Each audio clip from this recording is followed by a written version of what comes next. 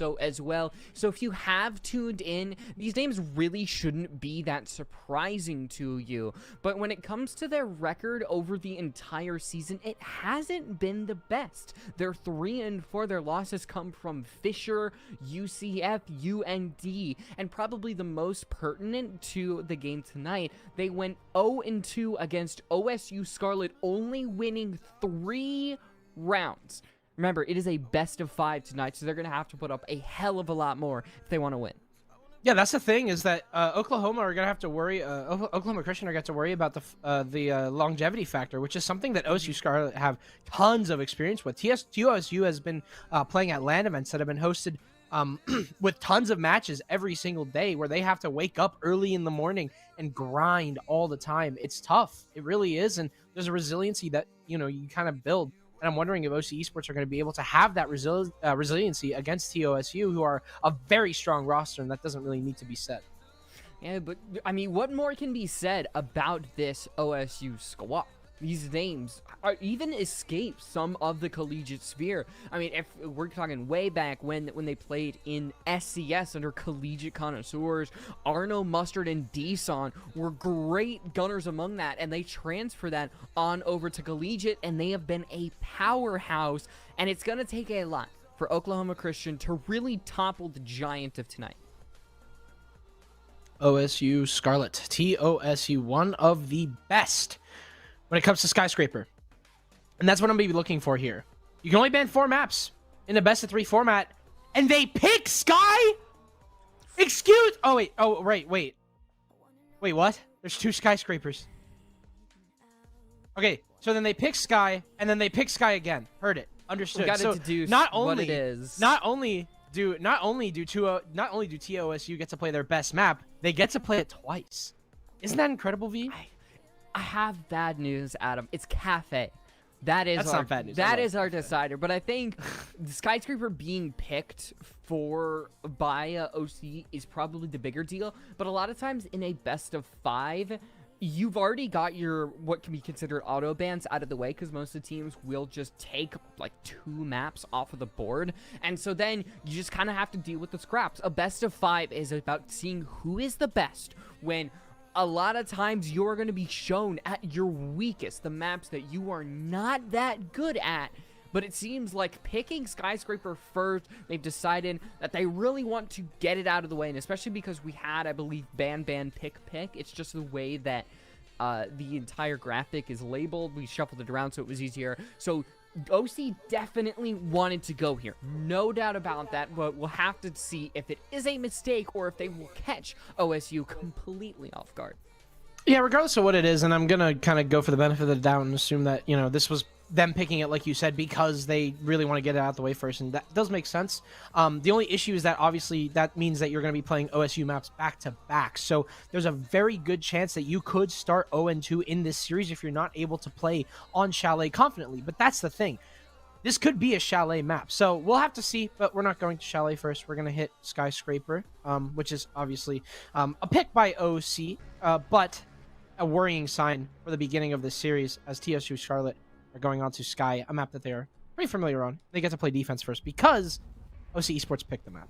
Yeah, you mentioned that it may be a little bit one-sided, and I think on paper, it does look like that from OSU. They've got the names, they've got the record, they've got the better round differential maps. Everything, when you look at statistics, favors OSU in tonight's engagement, but that is just on paper.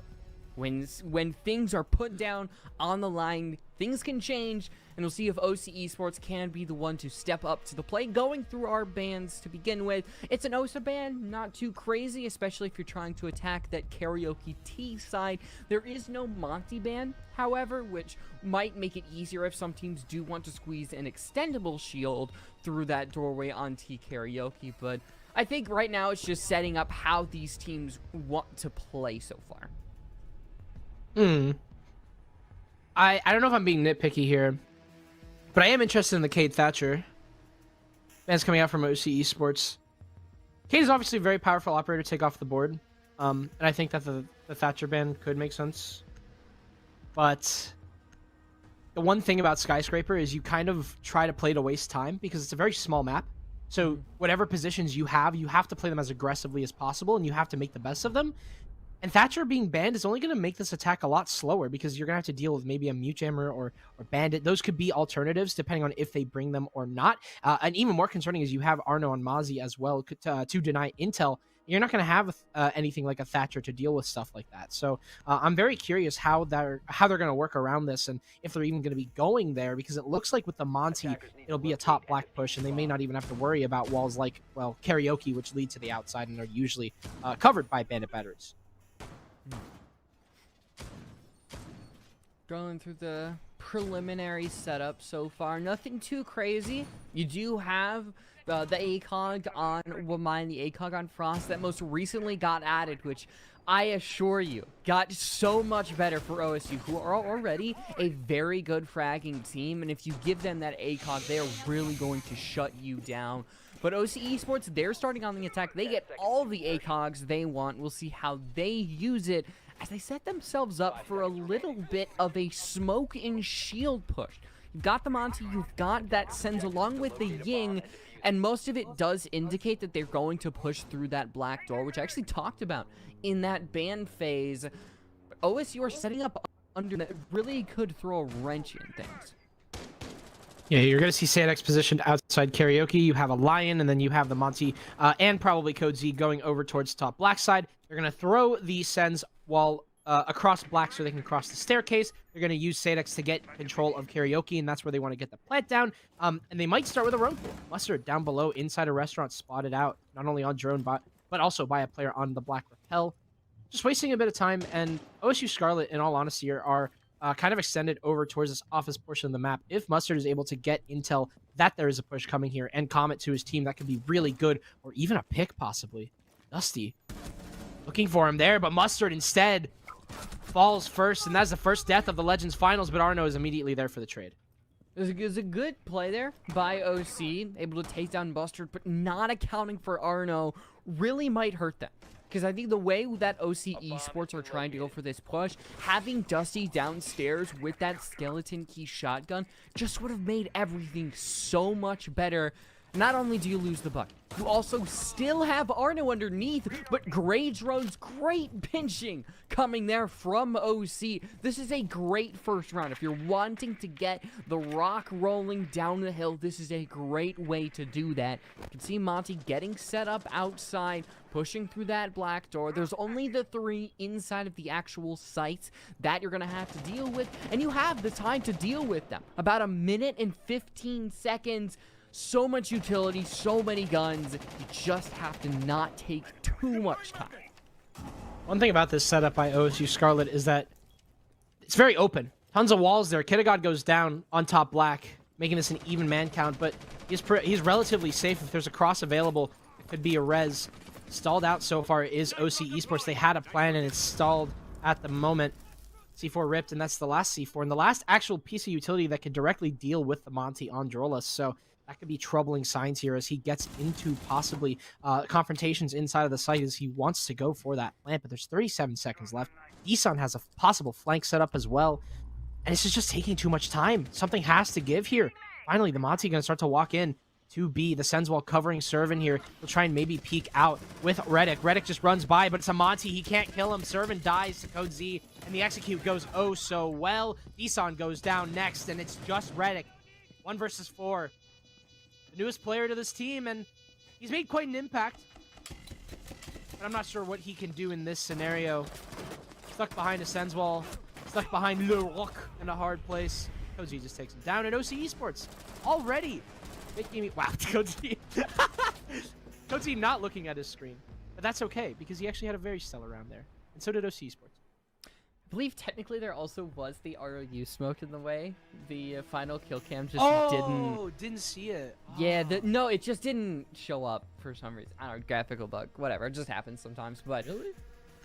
I think talking about the entire round for OC Esports, I mentioned during it, That's what you want to happen. It is clean, it is clinical, they take care of the roamers, and they do end up trading one person out and have to throw one player down there.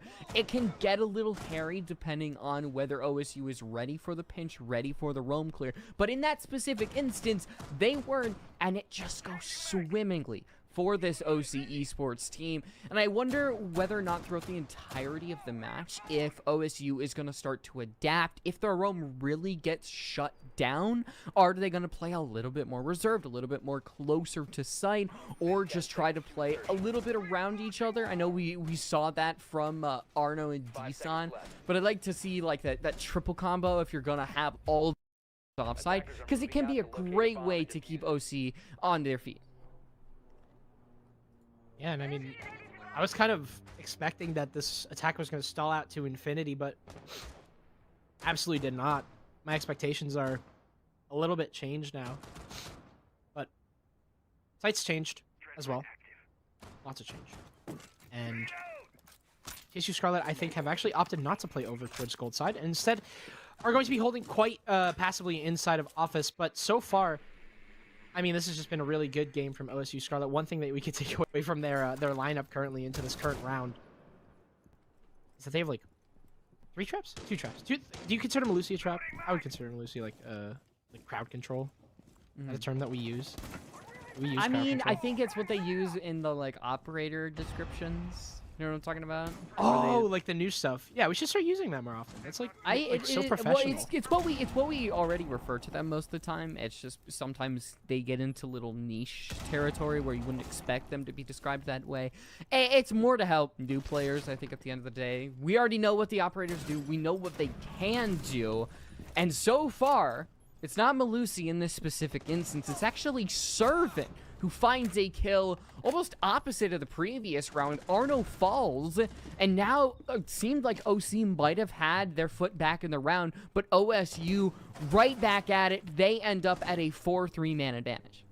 At the very least, you still have Code Z doing a pretty good job downstairs, but he might meet his match as Deson's playing aggressive inside of Pantry. Now we're going to start to back away as I say that. The office wall is soft. And that could be a potential opening, but there's no soft destruction, and that's problematic. Even if Kittagod wanted to open this wall, he might not be able to. The run out now there, Kittagod can't react there because he's putting his gun down, or putting his cam down, raising his gun up, and they've recently changed the timing of that, so it's slower. Now a nice shot from Deson, puts it at 1 versus 4, and it looks even worse for Ware here. Code Z, he's a great player, and he's actually showed up so far in the beginning of this early game.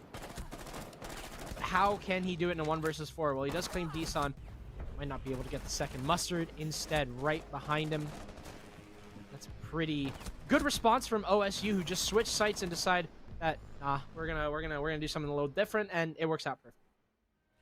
That's pretty much an expectation of what I expected to happen in that first round, for OSU to really get on the offensive and take these gunfights, because in a vacuum, most of the time, OSU are going to be better than their opponents at these gunfights. In that first round, we saw droning, we saw pinches. That's what worked for OC Esports. And I think in that second round, it fell apart just a little bit. And OSU, they were able to take advantage of that. Like I said, be on the aggression, keep that up, and it made it so that OC Esports really did not get anything done besides that 1 kill onto Arno. So we might be in for a little bit of a game. Depends on if we're going to go back and forth, or at one of these rounds, somebody is going to find just a little bit of momentum as we head back over to the first site that we ended on. Karaoke, very similar setup from the side of OC Esports. How will OSU respond to that? Actually, all 5 operators, literally the exact same. And obviously with that being nothing different, that might mean that, you know, it could be more readable from TOSU. You see they're kind of just going for the same setup regardless. They're going to be playing over towards that office side and have Deson a little bit down, I guess by himself. Mustard actually on the Solus this time around, so they have switched up. With that, they're going to get a little bit more intel denial, so Mustard doesn't get picked off super early. And as a matter of fact, that is a great start. Sadex was pressuring so heavily on Repel on the first round, and now he will be a non-factor as he is taken out first by Servant. Adaptation seems to be the name of the game in these first 3 rounds so far, especially for the roamers on the side of OSU. Seems Kita God's a little prep knowing that someone is in the area, but not exactly sure where, and Mustard ends up running directly into the line of sight of Dusty. There's that pinch that I talked about, that OC so far are really good at. And Drolis, instead of going through that black door, actually hops in the bathroom trying to help with the roamers. Servant has to back off. And meanwhile, off screen, it's Arno for 2. The flank completely shuts down the push. Diffuser is dropped, and now Code Z, scratch that, Kita God is all alone on the outside. Why is Arno? Why is he out there? You know, I know that a lot of people say that TOSU, you know, like, oh, they have an ego. Honestly, it's grown on me. I think it's hilarious. They just like run outside. You'll just see Arno fly out of like the 3rd story of a, wow, that's a nice shot. You'll see Arno fly out the 3rd story of a building and just like be fine and then just get like shot by bugs. Like, yeah, that's pretty much every OSU game. It's really funny, but yeah, that was very clinical from OSU Scarlet, and you could see just how much extra resistance they put on that buck. As soon as they identified that what they were going for was a very similar setup by the Ying on the windows, by the buck down below, they immediately jumped on that, and they decided that we were going to kind of just attack them and turn this around. They contested black heavily with the Maestro, and they also had a player playing inside of the black stairs itself that they could not or did not have any utility to clear them out with. No nades, no anything. They have so much utility focused on that quick execute, even with the Lion. I think Lion... Oh, gosh. They changed the nades around so much. Does Lion have nades anymore? Am I tweaking? No, yes, he does, but he doesn't have EMPs. That's what it was. Okay. Well, good, chat. I figured it out. But... yeah, just nothing to clear black, and it made it super tough because there was pretty much just 3 people hovering around black the entirety of the round from OSU Scarlet, and just completely decimated OCs as they made their push downstairs. But now, it'll be a tertiary bomb site pick for TOSU Scarlet. So now we have seen the change come from OSU. What's the change going to be from OC? Because, you tried the same thing last round. It got shut down. I think that is Servant's 3rd time spawn peeking and getting a kill from it. Man, that first round really was just like this shining beacon of hope. And ever since then, like Servant and Arno, these have just put the jaws around that. Absolutely clamped it shut. And now OSU, they did have a 2-man advantage. Code Z is able to get a bit of a refrag, so it's not all doom and gloom, but not really the start you want, especially you lose your 3rd one. That is a very, very tough challenge to have to go through, especially considering Dusty has flashes instead of hard breach, so there is simply no way to open any wall. Thankfully for OC Esports, and I would say thankfully if it wasn't them being down in a 4 versus 3, they can still get into this bomb site. It is the tertiary bomb site for a reason. One of the weaknesses of this bomb site is that there are so many ways to be in that site. There's so many ways to go in. You can go from black, you can go from bathroom, you can jump into stage, you can go into pantry, above, wave stairs. Like, I mean, you can just attack that site from anywhere.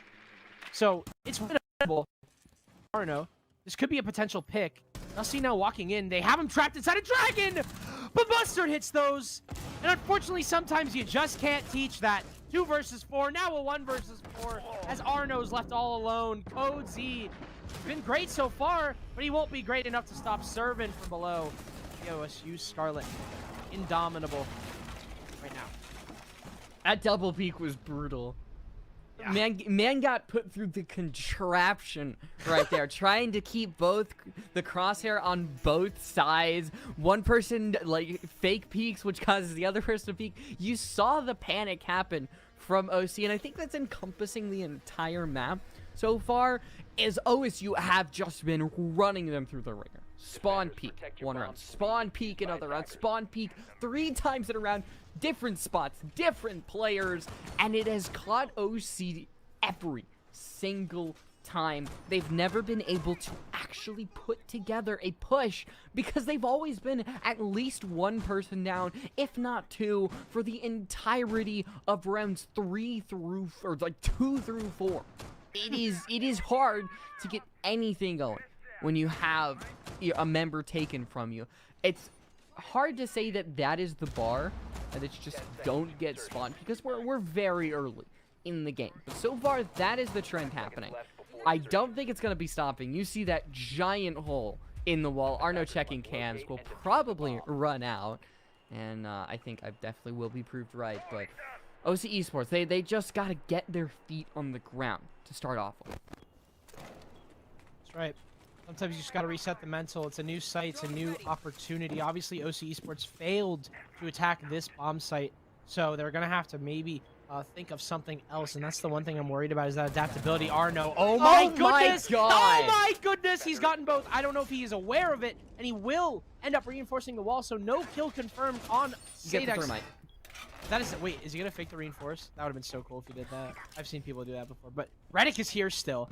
Oh my God. This is so dangerous. This is why you don't bring OSU Scarlet to this map. They are so confident. They will play it like monkeys. C4 ripped. It's a little too far. I think it flew past Dusty. And they'll reinforce the next wall inside of Small. He fakes it. There it is. He faked the reinforcement. Oh my God. 200 IQ. I love you, Redick. What a kill. Servant onto Drolas, and it's just looking worse for OCE. What can they do as TOSU are ripping them to shreds? Deson is outside. They're literally, they're doing a challenge or something. They're trying to run out of every single doorway or window that is available on this map. I think that they are there done. 4 people? Are they all outside? Sadex is, excuse my profanity. Sadex is in the shits right now. What Arno claims Code Z with a red dot and 16 bullets. And Sadex has 20 HP because of the early gunfight that he took. We'll take down Arno. You know what? Yeah, V. Let's just analyze. I feel like there's really not much to take away from what's happening right now. There's not. There's no color here. It is. Yeah, I really wish there was a color commentator here to help me analyze the what's going on in the round.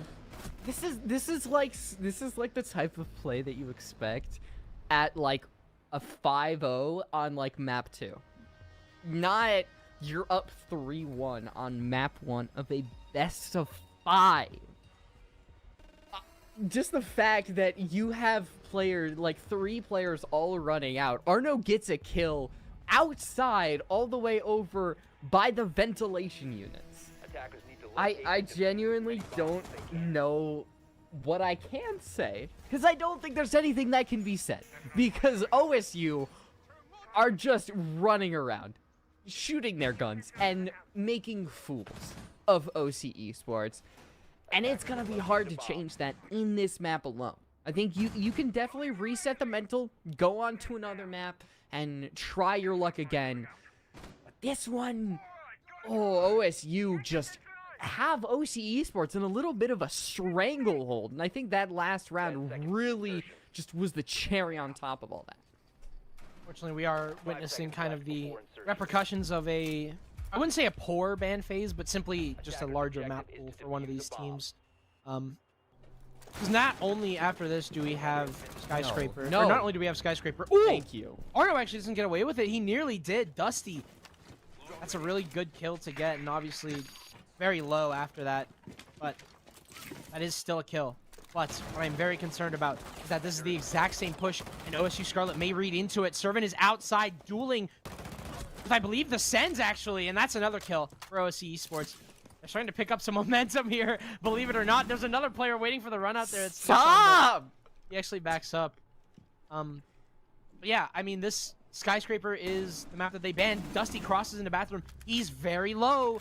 Deson could easily win this fight, and Mustard takes down Code Z, who is the player sitting nearby. So this Buck could be all alone right now.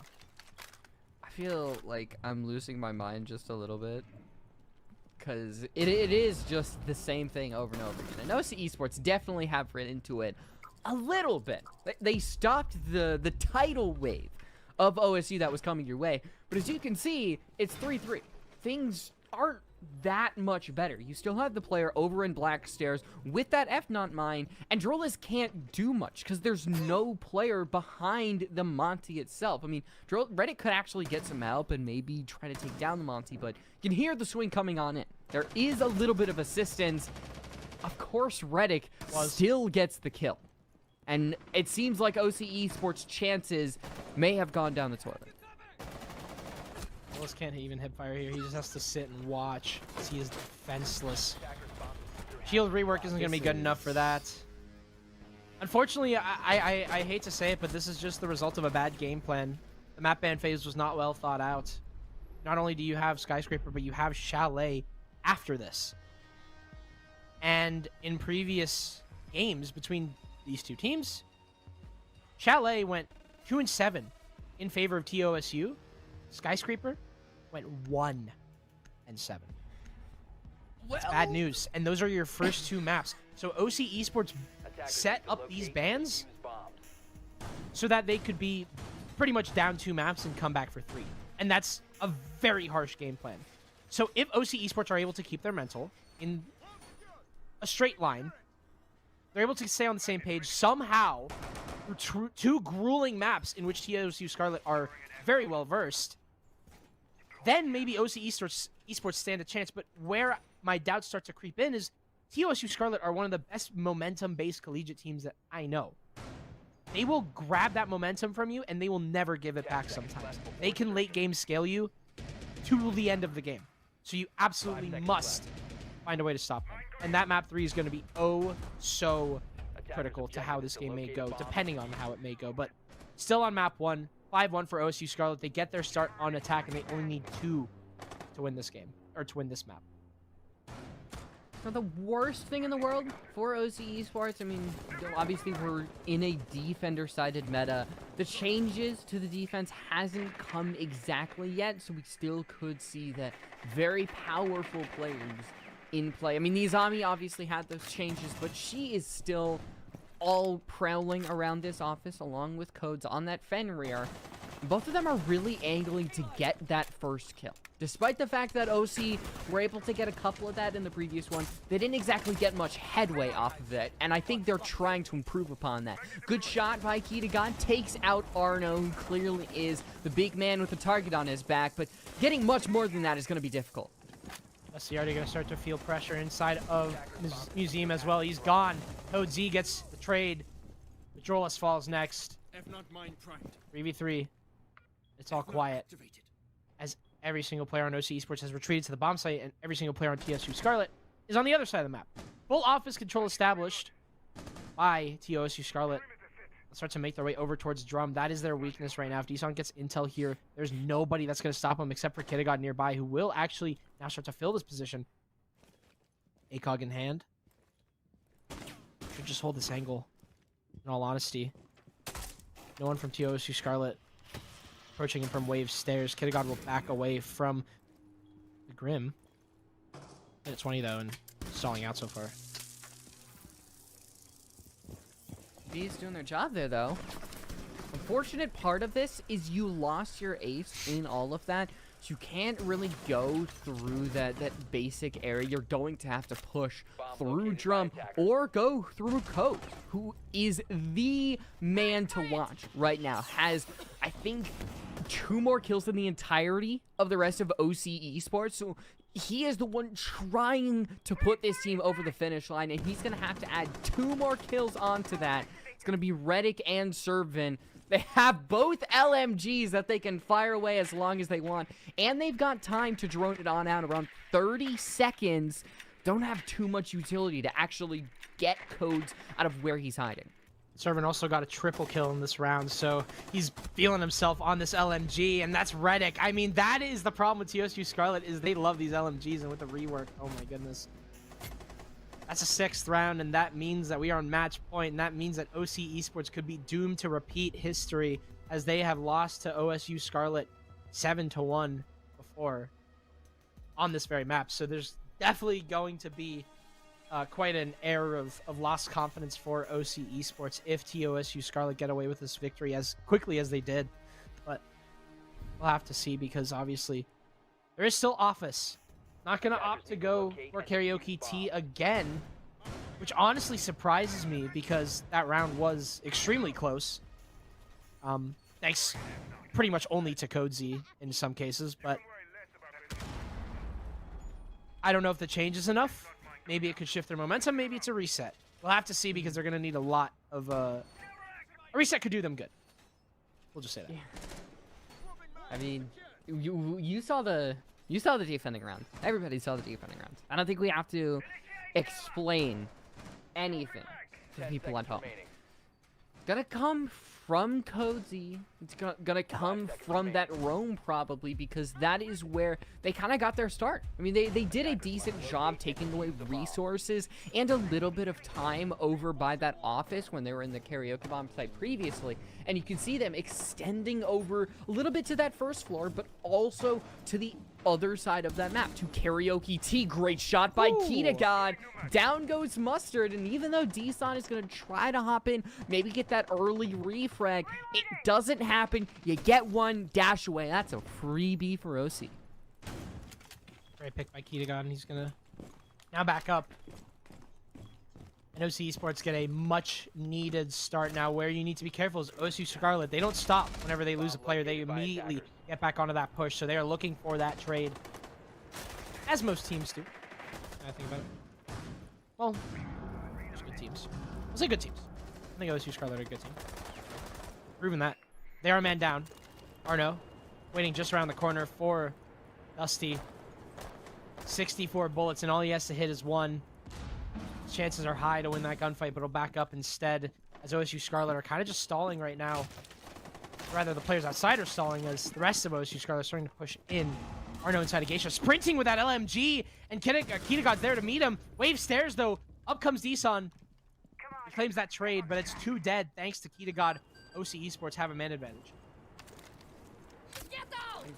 Sprinting with LMGs is something you definitely don't want to do, because LMGs, they've gotten that ADS nerf compared to ARs, and if you're sprinting, just make things worse. D-Son is going to try to go for that Fenrir, gets that headshot, and now OSU, they have that advantage, and the LMGs just better in this specific instance. Reddick looks to their left, and it is OSU clean as ever. 7-1, exactly the same as when they played during the regular season. And Kent, I mean, it is that OSU, it's their map pick. Chalet is pretty much the second OSU map pick because they are very good at Skyscraper, and it showed. And if we get anything similar to that, it's going to be complete destruction. The last time these two teams played, map 1 was on Skyscraper, it was a 7-1. Or I guess map 2 was on Skyscraper, map 1 was Chalet, that was a 7-2. All of it towards OSU.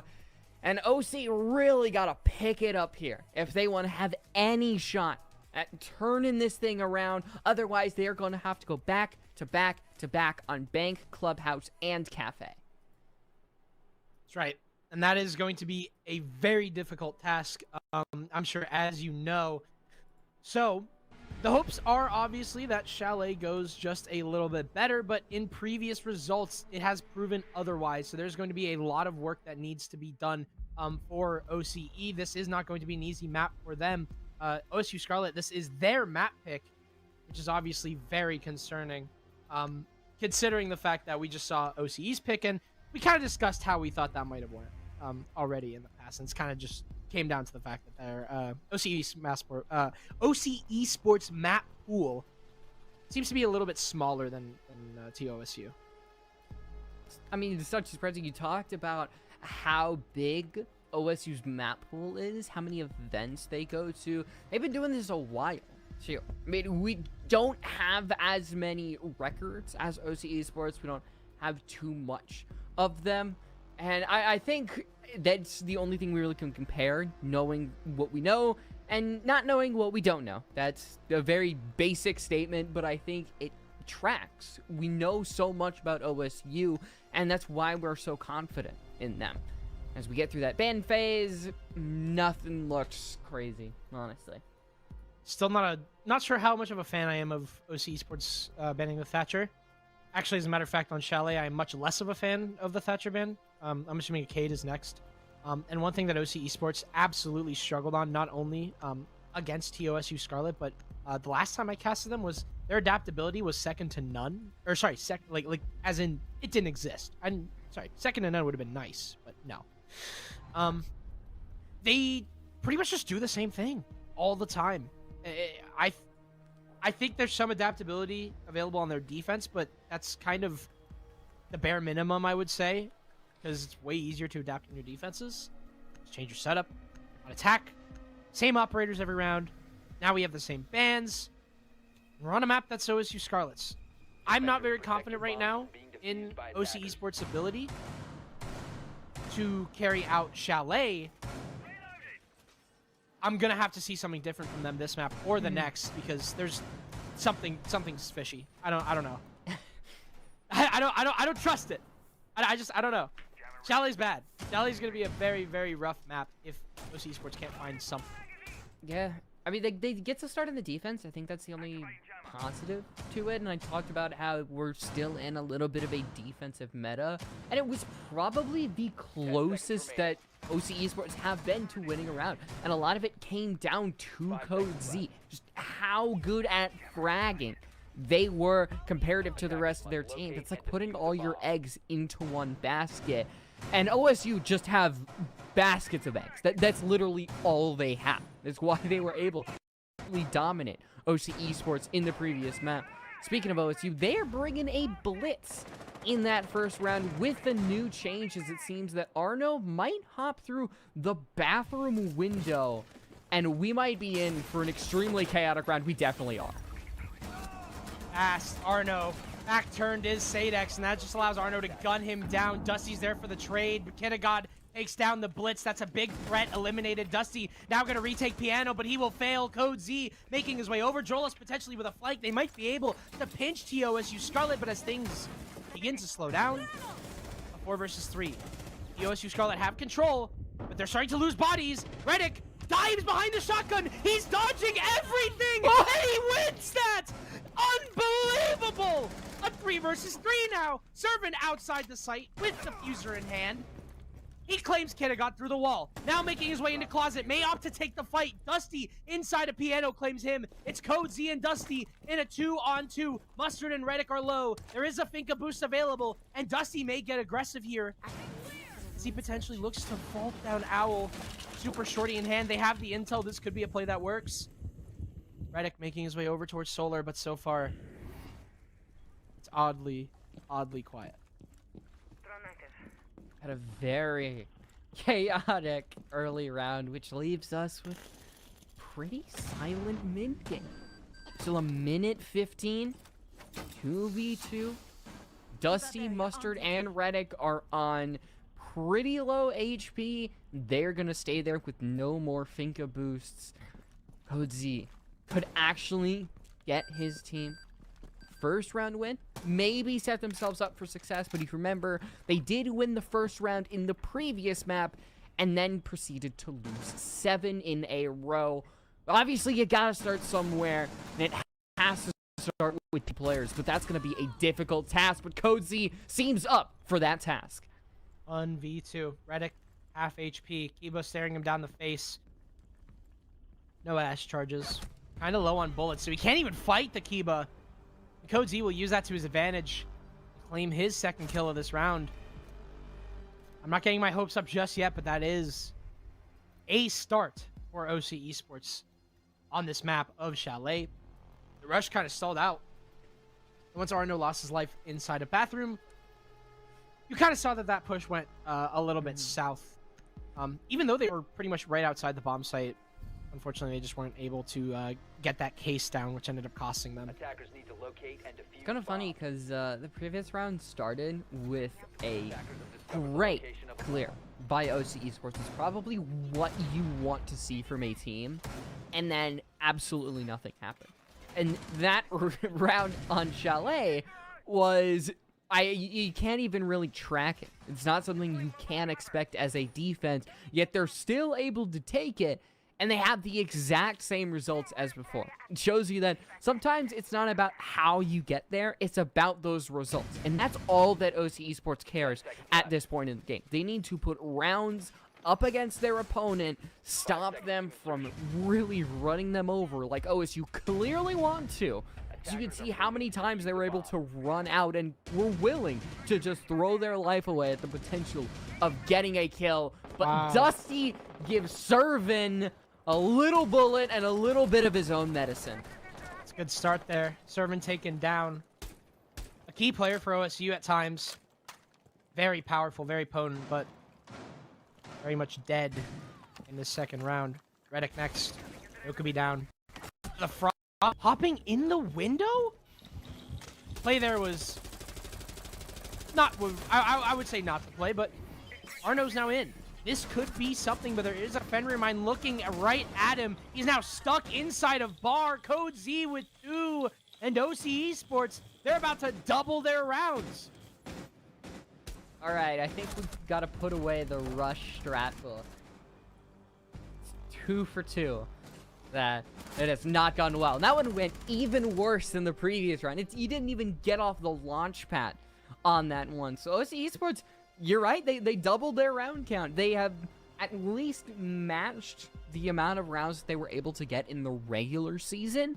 And with OSU only having 0 rounds, surely, you gotta get something more. Because right now, Code Z still seems as hot as ever. Dusty joining him as well. So now you've got both of those in play. But what happens when OSU turns down the silly meter? Stops running the blitz. Actually plays like you would expect them to. Are we going to have an equal match, or is it OSU? They've stolen the time that OC had in the spotlight away from them, and they're ready to reclaim their own map pick.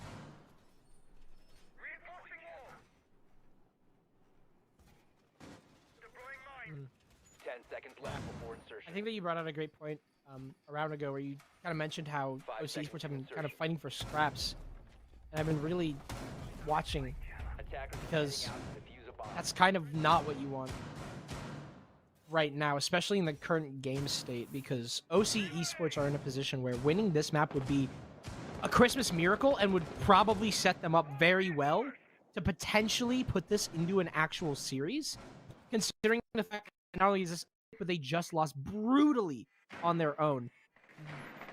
And they have lost brutally to OSU Scarlet on this very map. Is OC Esports molding around the OSU Scarlet? That is the question. Or are they going to be suddenly changed once they realize that the OSU Scarlet aren't bringing the blitz this time?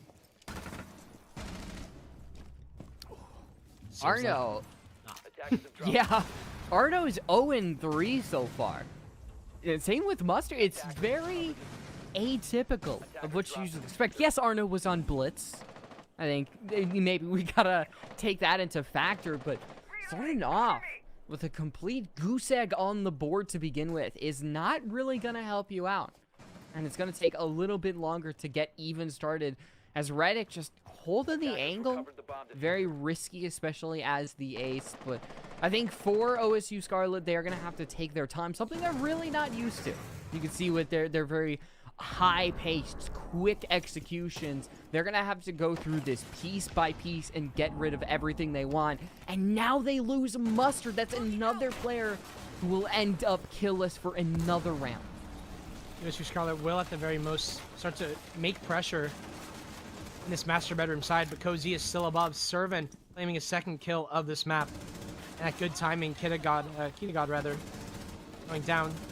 Servin now spotting Code Z and confirming that the castle is sitting behind the closet. He'll switch, though, and target D-Sun instead, and it works wonders for him, as that's a 4v2. Servin, very much heard. Code Z knows he's here, but unfortunately, Code Z doesn't swing. Even with shotgun in hand. 3 versus 2, though, still. Redick and Servin. I mean, they did it on Skyscraper. Who's to say that they can't do it again? There's 40 seconds left. Time is absolutely a factor right now. Dusty, Drolos, and Sadex are nowhere near the top floor. They are sitting patiently, waiting for OSU Scarlet, knowing exactly where OSU Scarlet are. Servant now starts to make his way down. Reddick spotted out, taken down to very low HP. Dusty swings onto Servant, and it's just down to Reddick, but through the holes, it's Dusty. Respawn. That's 3 rounds. And that's more than they got last time on Chalet against the OSU Scarlet.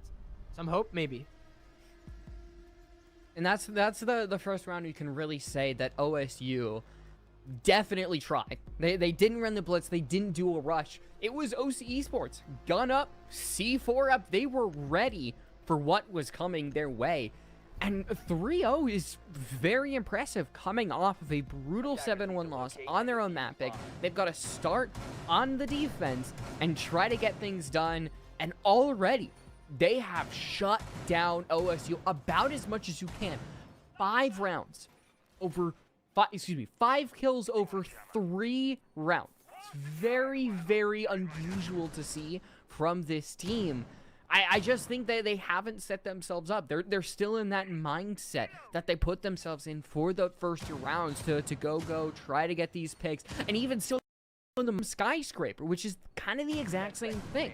I've got to break from that because OC Esports have adapted to a degree, something we did not see on skyscraper, and it's lovely to see because, you know, as quick as like 7-up, 7-1, 7-2, 7-1 would be, we all go to bed, night. It's kind of boring, and to see OC Esports put up a little bit of a fight adds that spice that I think everybody's looking for. Aiden, we were kind of headed towards that direction of this one's already over. Doom and gloom. Say goodbye, no chance, 100% not happening. To a little bit of an air of confidence.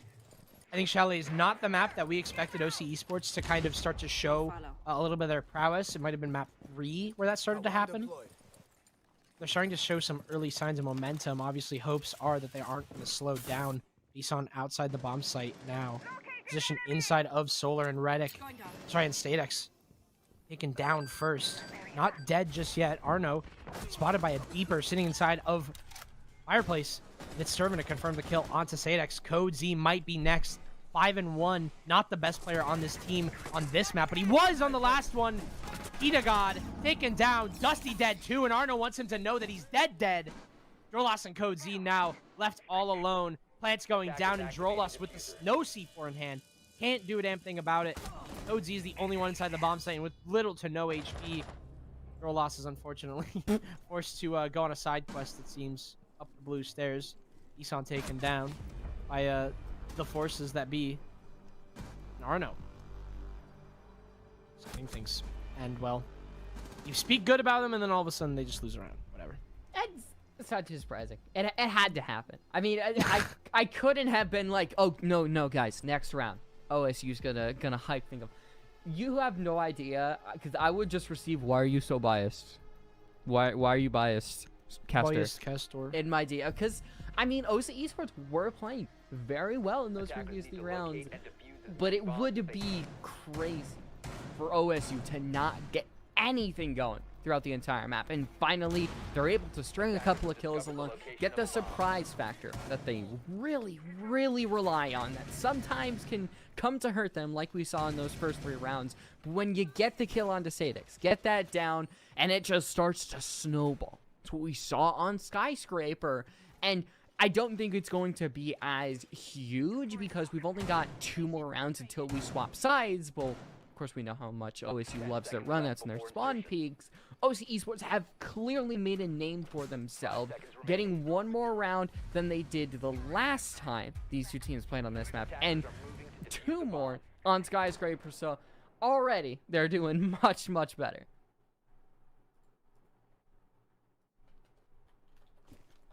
Three rounds better. I guess 2, technically. 2-round difference. But yeah, all the while, that was a very dominant round by TOSU, so I am looking at OC Esports and wondering what their response is going to be. Kind of what we've seen out of OC Esports is, yes, very skilled, but at times not very flexible, not very adaptable. It kind of hurts. They don't stretch out and try and actually find a way to maybe change something. They could get injured. And Sadex, it's a little bit worse than an injury. Instant death, straight to the head, bullet from Ash.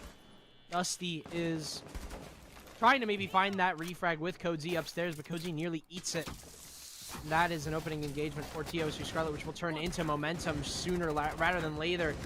Dusty taking down Mustard. Arno's good for 2 with the LMG. Code Z and Kitagod, both players sitting inside a library, dead. Now Arno above, but he hasn't cleared out Dusty, and Drolos taking down Reddick. It's a 2 versus 2. Servant starting to make his way over into games, and Dusty might be a little too late. Actually, he's coming up blue. The impact is thrown, and it actually gets him. Oh, they trade, and it's Drolos and Deson. A 1 versus 1.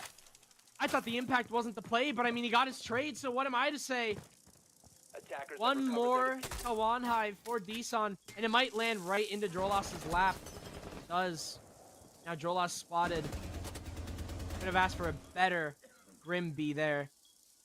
But in the meantime, Deson fighting for the Fenrir, but through the wall. Drolos reads him like a book and closes a chapter on this half, as that is a guaranteed win for OC Esports on this first half. Wow. A great little play there as well. I think this game, if the previous one was Cozy, this one is Dusty. 2 kills per round so far, already hitting double digits, and only having 2 deaths to boot. I mean, this is OC Esports map so far. And clearly with OSU putting everything they can into it, I know that Mustard really has yet to get things going. You could say the same for all of OSU, only having 1 round count to their name. This is a very different map than what we saw, and it's great to see some of these players get their fire back. See Drolis get that kill through the wall. See Dusty get 10 kills. And yes, Sadex and Kita, they've only got 1. I think they're more on that soft support role. And I think if those sides swap, you could start to feel that. You could say the same on the side of OSU. I mean, Reddick and Mustard, they've got 1 kill combined. And nobody's perfect in this engagement. But so far, OC Esports have done enough.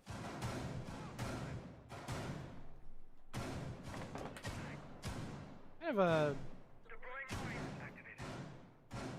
interesting perspective we're looking at this game from now, because it's OSU Scarlet who are struggling and they're behind, and they're actually the ones that aren't adapting now. Seems like pretty much the same game plan for them is kind of just run and gun. At some point it will work. It's kind of just the way it goes. But if OC Esports can survive, if they don't get aggressive and give up picks, that is the key strategy for OC Esports to succeed. That is one thing that TOSU Scarlet absolutely can do when you least expect it, is get a pick off and make you think you're safe when you're not. You absolutely, if you are a solo player not playing with anybody else, you cannot be putting yourself in a situation where your gunfight is unwinnable, because you'll be costing yourself. There's Mustard already taking down Dusty, and that's a pick, and now TOSU Scarlet will work off of that. Drolos trapped inside of Trophy, but he manages to cross Servant onto Sadex. He might find a set, nearly does, but instead Drolos gets him. Deson, however, immediately in with the response. Now a 4 versus 2 as Code Z and Kitagod. You definitely want Code Z in this situation, but he's not in it anymore. Kitagod's left by himself. He hops Owl, and OSU Scarlet will manage to claim another attacking round for OC Esports.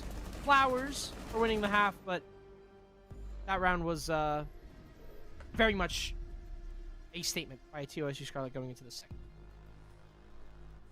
Yeah, a statement has been made, but we really saw OSU. They were so comfortable on the defense, and they've got to be. They're down 2 rounds, and they have to win 5 if they want to end this before overtime and keep OC from guaranteeing a map 4.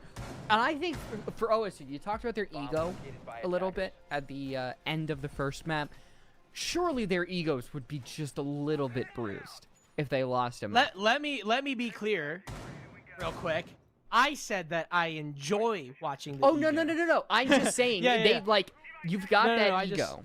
I just want to I'm saving face here. Yeah, I'm just saying. You're fine. You're fine. Yeah. Like I was I'm doing this thing. I don't want to get an angry like letter or something. See, I'm doing this thing where I relate to something that was previously said in the broadcast. Oh yeah, and that's like then a job or bring it something. up as a current point. It's super cool. Sounds But boring. like I was saying, Oh my OSU definitely don't want to die. That is the OSU that we know and love and saw in map 1. Codes is dead, and it was only in the first 5 to 10 seconds of the round, and both Servin and Arno are looking for more. Jeez, man. Already a rough start for the attack. When OSU Scarlet get around, it can turn into a very hefty advantage. Arno outside, taking a fight against Dusty. Dusty's a little bit wiser to those. 11 kills on the board for him, single-handedly keeping OCE in this game. Unfortunately, it was the same position that OC Esports found themselves in last game, except it was Code Z instead. And that's what I mean. I don't want to see OC Esports survive here. They've still got a best of 5 ahead of them. If your strategy is to survive, you're setting yourself up to failure. We'll have to see if they can, though. It's never the mindset you want to be in as a competitor, especially in the grand finals. There's nowhere to survive after this. Reloading. Servant. Good pick from Kittigod. He hasn't been having a stellar chalet. But yeah, no. Not a good mindset, and I'm not gonna pin that mindset on OC Esports. Obviously, we can't know what they're thinking. I don't know how that works. But from what we can see, I'll give it to OC Esports though. Phenomenal chalet so far. Phenomenal start, and they're on man advantage now. Only problem now is that wall denial. Kittigod. He doesn't know how important his life is there. Living was very important. He's got burn. He even has a thermite charge. Yeah, you still have the ace alive, but you need bodies in this situation. Deson with a DMR could cut down your entire team. The wall finally opens. Wine is the access point for OC Esports, but the freeze, the two-brow, are going to be used to slow down OC Esports. Outside of red, 40 seconds left. Mustard still with a C4 in hand. That's the only piece of utility left for OSU Scarlet to work off of, except for maybe a Malusi Banshee. Could be still active. 3 seconds. Mustard above. Huge position for Mustard. Pretty much should be able to guarantee a kill. But no! No way! Dusty wins that! Going up above! Kittigod's dead. Pace is retrieved. But a 3 versus 2. Still sitting outside the site. You had to get rid of Reddick here. It's a triple. Oh no. What's happening? Dusty is walking down blue, and Sadex dies. How does that happen? OCE. That one is going to hurt. Oh, for a while. No. Had everything.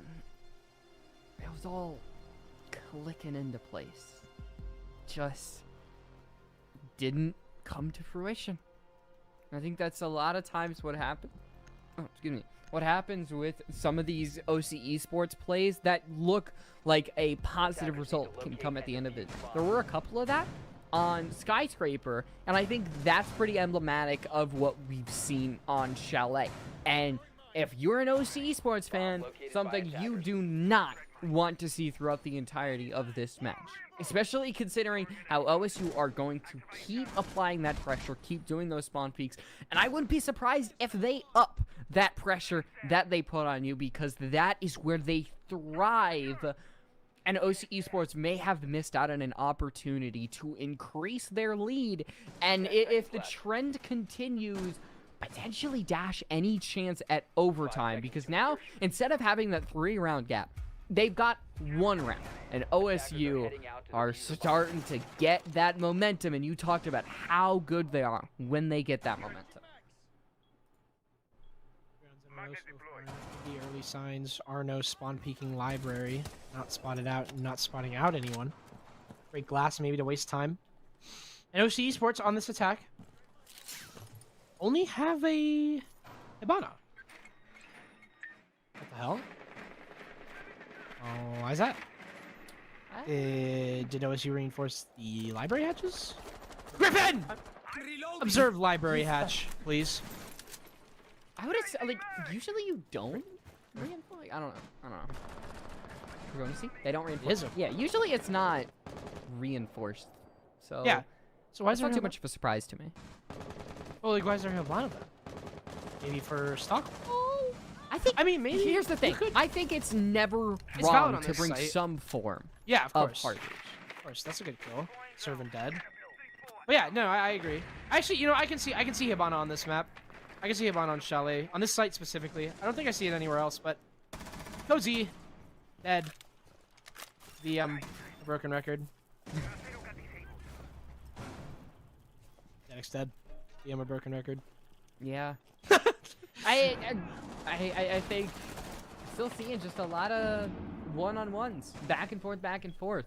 It's less about stringing together a lot of very good plays in key situations and just hoping that OC Esports can win their ones. I mean, we saw that earlier from Dusty. It's not going to happen with Drolless, and now it's a 4v2.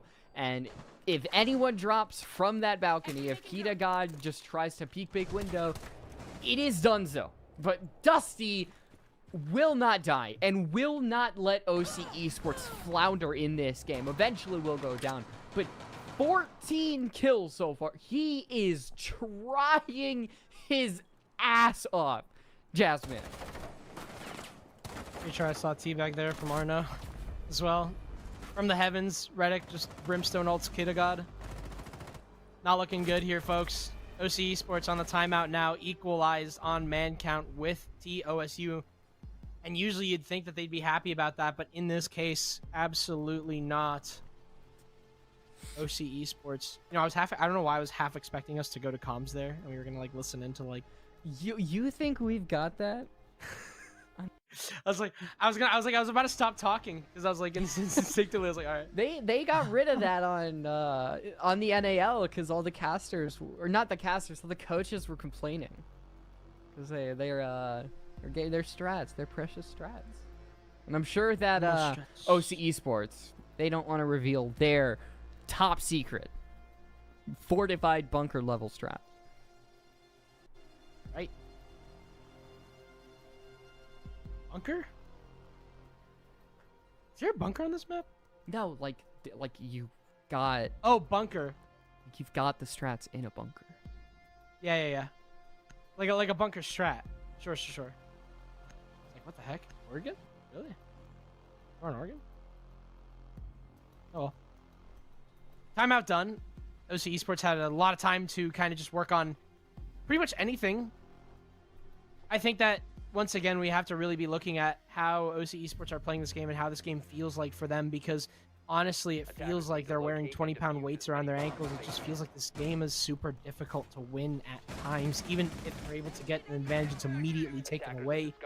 Odds, they constantly have to try and adapt and improve, but the adaptation part has been missing so far. We didn't see it on Skyscraper. And I recall in the last series that OC Esports played against OSU Scarlet, this was their exact same problem on every single map. No matter what map they picked, they would not adapt, regardless of anything. Bank? Nope. Skyscraper? No. What I'm hoping is that we go on to maps which are familiar with, that's happening, and we see a turnaround in momentum, or OC Esports can dig deep and really challenge themselves and find a way to win on this attack. It's 4-4. It's all even. It's a full reset for both of these teams, and Arno's already looking to make things a little bit more difficult. God. Cracking that gaming room window. The drone has spotted. God has no idea! And Arno froze! This is ridiculous. I'm really stressed out right now. No one's dead, though. And OC Esports. What the heck? I love how there's just like this tension that's there in the in like the first 30 seconds when you've got 3 OSU players going for spawn peaks, and somehow OC Esports survived all of it. They're able to keep everything intact, which is good. It's how they're able to actually get their strats off the ground, which they were really never able to do on the previous map. I talked about it. They've already got one player on the drone taking out Redick. All they need to worry about is Deson, who's behind the case. A little bit of damage to Dusty, who's now gone prone. There's your big player off the board. Can the Keratos get the job done? It can. Immediately traded out. Sadex does not have that LMG and its unlimited mag. And OSU at the end of the scuffle ends up on top. Loss in Code Z, and now Code Z taken down to half his size. And a 2 versus 3. Ace not in control. Code Z trying to catch Servant off that pre-fire. Unsuccessful. A little bit more successful now, though. Onto Arno, and Drolos tagging down Servant just a little bit more. But Code Z is still one. And both of these players still have something in common, and that's that they don't have control of the diffuser. So, what can be done? Suppose he's still outside. Reload. He's been in this spot for a while. Yet OSU Scarlet aren't giving him a pick. Sherman denies that drone. Going for that swing. Just nothing yet. I mean, you don't need to take these peaks. I mean, Code, you have 1 HP. Eventually will fall unless you're in a perfect engagement. Now here in Drolos, walk down the hallway. Banshee's gonna go off, but oh no, you've got the Maestro behind you, but Drolos is able to hit the headshot, and now it's just a one-on-one to decide who goes in the lead. Servin. There's a gap in that smoke, unfortunately. Drolos just did not place that well. Went too far, rolled a little bit too much. I don't know what the plan was there, but didn't work.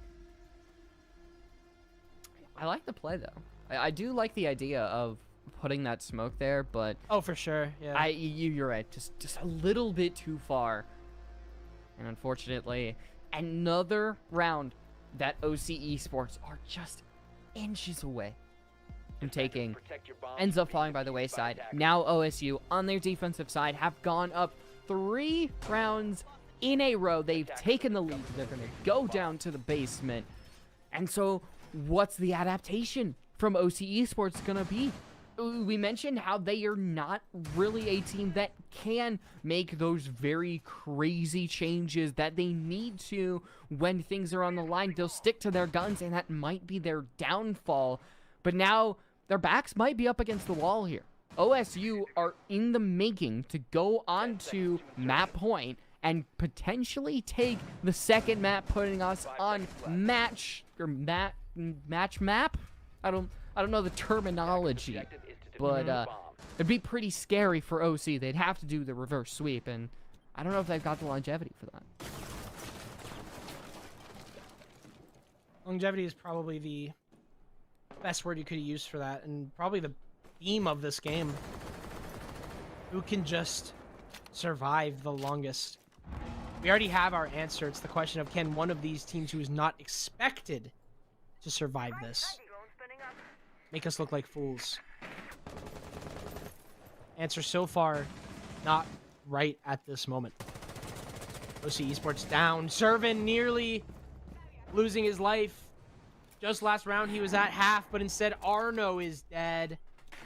Not the blow. No, I mean, Arno is a player that gets very aggressive, and obviously with that playstyle in mind, it can be hit or miss at times. And unfortunately, it's been a miss just a little bit on Chalet. Mustard is even having a worse series, unfortunately for him. Now 3 versus 5. TOSU Scarlet down 2 members on this defense, but we know TOSU, any round is winnable. Isan contesting Garage. Still going to be playing this aggressively. May come back to bite him as he's being pinched outside of Garage, but so far haven't been able to find him just yet. Ooh! Through the Garage wall. Using the Zoto as a way to keep that distance and ensure you're not pushed every single which way. It's very good. Sadex got that angle through the actual garage door itself, but Deson spots the player, deals a good amount of damage, eventually is taken down, and now OC Esports, they've got the time, they've got Dusty. 14 and 6 leading the charge, potentially. And they need one more round to put themselves at max regulation and really test the audience, make us look like idiots. And I'm sure they definitely want to do that, want to make OSU a little bit scared. 50 seconds left, and OSU Esports, they've stalled this one before. There is no C4 in hand for Reddick. That could be a very big piece of utility. Servant is relatively low, we'll say. Just a little bit low. Could use a little bit of extra HP, maybe. I don't know. I'm sure he'll do fine. Could succumb to his injuries, maybe, but not so sure. He's about... Oh, he still could get the kill, though. Yeah. Yeah, he can. That's Servant. That's a 2 versus 3 now. I'm really not sure. This pressure from Blue from Dusty could be a massive play, or it could fall. Oh, no. Servant is still 1. Reddick wins on his Sadex. We're witnessing the exact same round, V. Dusty back down Blue. He dies to a 1 HP Legion. It's just down to Kinnegod. 3 seconds left, and the case is going to have to go down. Servant will hide, but it'll actually allow the diffuser to go down because of it. Kinnegod, no rotation there. Servant will launch the impact. What? And it hits! Attackers need to protect the diffuser. 97 miles per hour. Fastball straight to Kinnegod. And Servant, 12 kills to his name. 1 HP or none HP. Can do it all. Put that man on the Mets. I, in the back of my mind, as he was exiting Blue. No, the Pirates need a new closer, please. I swear. I'm sure they do. But in the back of my mind, I was like, okay, you've got the 1 impact. You could exit it and throw it so that you don't relatively know the amount of HP he's on. Granted, he just took a fight, but it's a risk because if the player is gun up, you're essentially dead without putting any worthwhile effort into the fight. But given the amount of HP that Servant was on, that fight had to be perfect, and you don't want to risk that when you've got that impact. I think it's a smart play. With a lot of reward comes a lot of risk, and you know, putting a lot on like Servant in that decision. But OC Esports, 4v2, man. It was the exact same round. The basement, they lost it.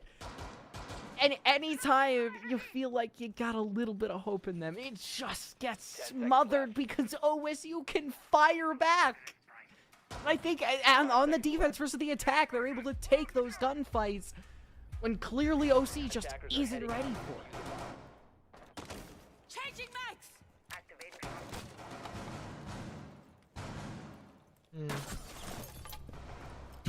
Smoked.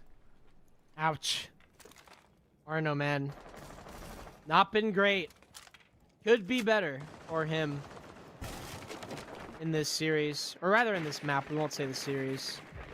It's just not been easy. Servant outside. Mustard with the Ella shotgun somehow finds the range to win that. And that's immediately just 2 kills in the hands. 3 kills in the hands of OC. Or in the hands of OSU. Servant may find a 4th and... yeah, that's the TOSU that's been activated. This is kind of that TOSU where it's like, all right, we're running out now. We're peaking confidently. We're back. We're doing this. We're outside. Kinnegod may actually lose this. He gets 1. Oh my god. This is hard. How is this so difficult for Kinnegod? Just get off the angle, man! Go somewhere else! You act like he's got choices! Dude, like, these people have children, man! Like, there's kids watching! Which side? Oh, thank you so much, Dan. OSU start on the attack. Interesting enough. So that was their choice to start on that. And they would start on the attack on Clubhouse as well, so...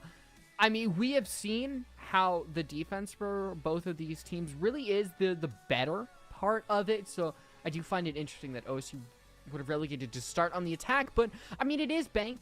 Bank is a different map than Skyscraper or Chalet. You are given a little bit more room to breathe as the attack. And I think you can set up a lot better strategies, especially if you are as coordinated as that OSU team. So we'll have to see, I guess, at the end of the day. Yeah, a lot of question marks in this game. Bank is a OC Esports map pick. Is it an OC Esports map is the bigger question.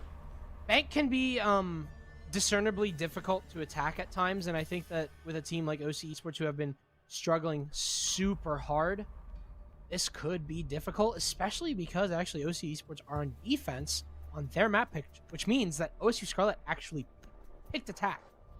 Which, I mean, that's interesting. Again, a Thatcher ban. And listen, I wouldn't have a problem with this Thatcher ban if A, they banned Kate every game, and B, they did it every game.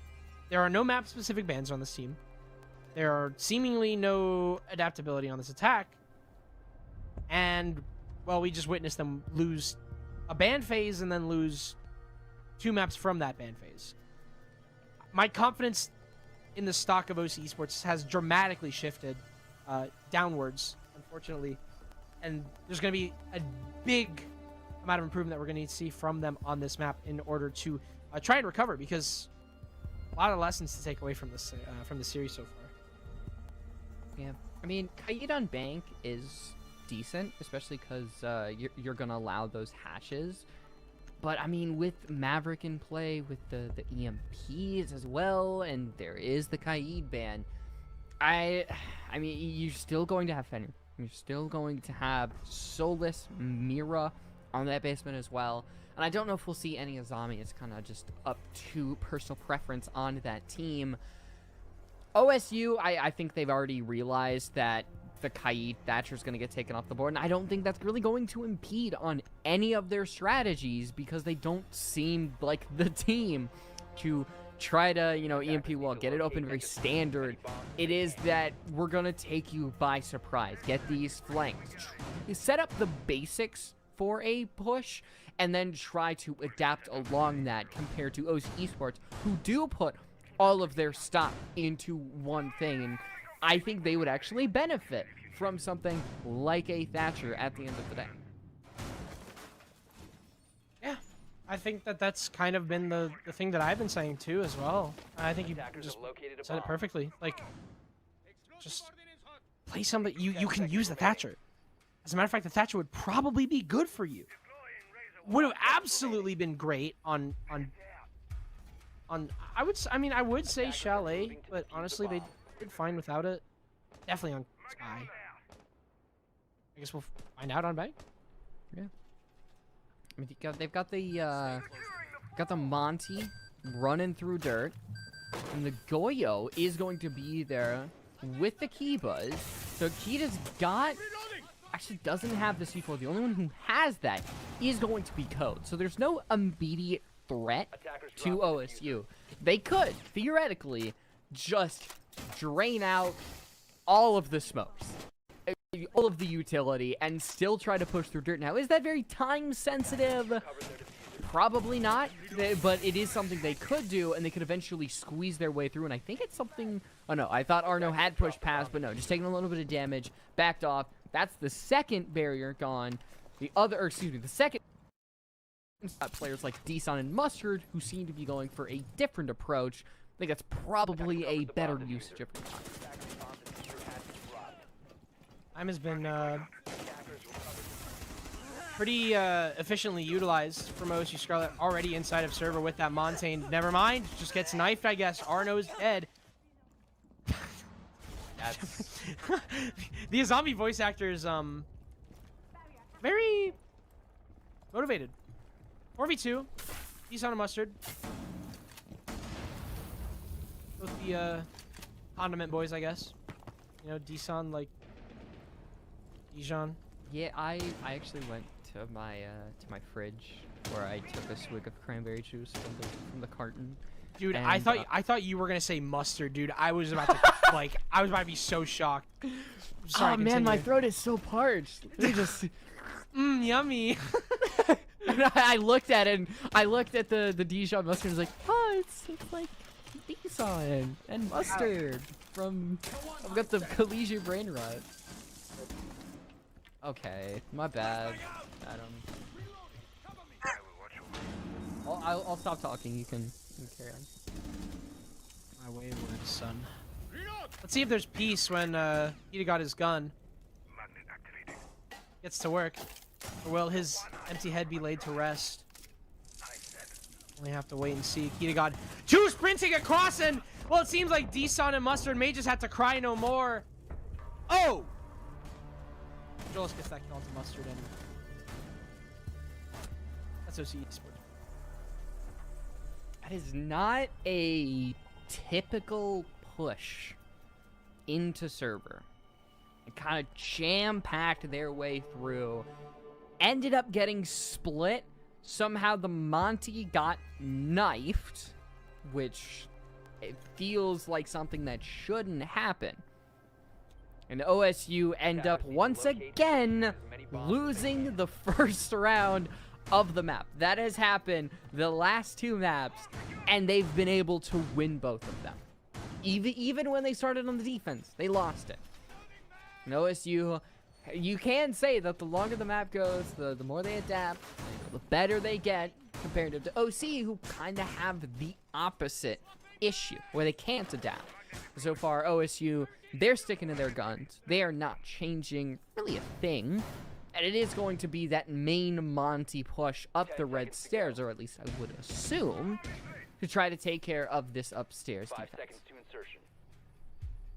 We'll have to see if Attacker's objective is to the OSU locate a Scarlet can bomb find their way through the noise and confusion.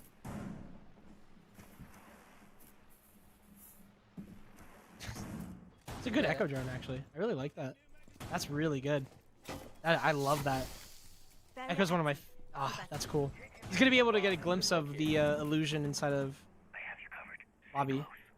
Finds the Monty already. God, this is such a cool echo! Oh my god, I'm actually learning so much. I've never seen this. This is so cool. Wow. Dusty claiming Servant. Servant unfortunately was soaring pretty high, but flew too high there. Skyscraper was his map. These two a little bit more difficult. Key to God. Not a blind man inside of elevator.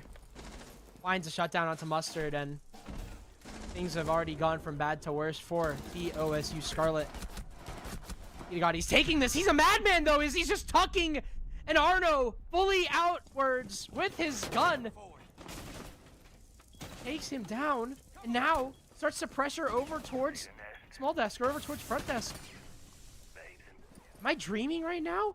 Are OSU Scarlet about to actually like find a way into this? Maybe. Am I It was very odd engagement, because Kitagod, like, thought they were safe behind the corner. Okay, Arno. I mean, I'm not saying, like, OSU aren't in the position to do that, but it's the same. We could give them a little bit of breathing room. D-Son gets a little close to that engagement over in Janitor Closet. So much time on their side. Just sit back, wait for the defense to peek these angles, but D-Son's gonna push up, take out the Yokai, take out a piece of pivotal information. But so far, we're at a little bit of a standstill here, Adam.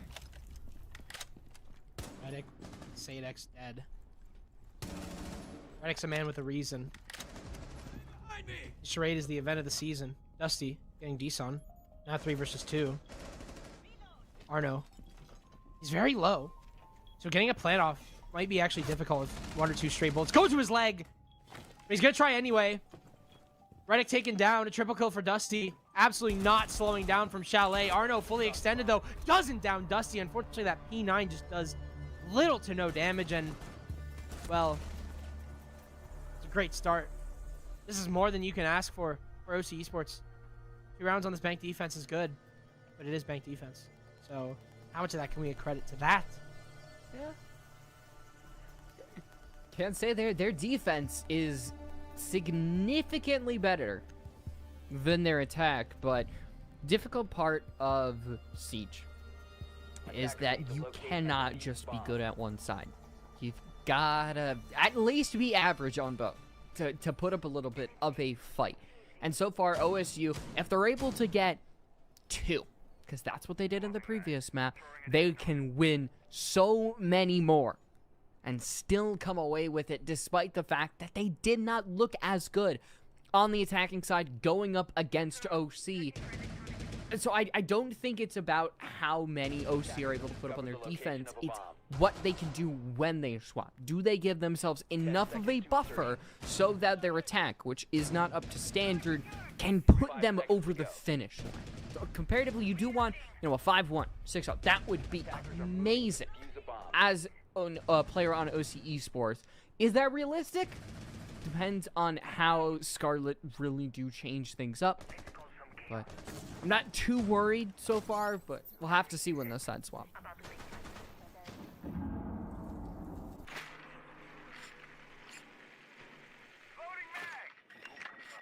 Defense is the better side. This map is large, and that means you can make a lot of plays, and NECC already making a play, taking down Dusty of all players. That's tons of utility and a very powerful and a very effective player gone right off the bat. Not great. Arno's already inside the site. Both of Azami's impacts are gone too, and Arno's actually gonna heal up. This is bad. Arno can just stay here forever with Diffuser and just heal up in this corner. And there is nothing at this moment they can really do about it. Sure, you can knife Arno now. I guess that would, I think it does more. I think you can like stun Arno and he unextends his shield or something. I don't know. Is that how Monty works now? You get slowed. I don't think that's what. Yeah, you're right. Get staggered. You get slowed. Yeah. I'm still haven't figured that out. But unfortunately, he can't because there's a cross. Mustard claims Drolas, and everything is just falling apart now. OSU Scarlet, they get their round. And I'm wondering if this is already telltale signs of the beginning of the end. I know it's only one round, but whenever they get one round like that, that means something bad. Yeah.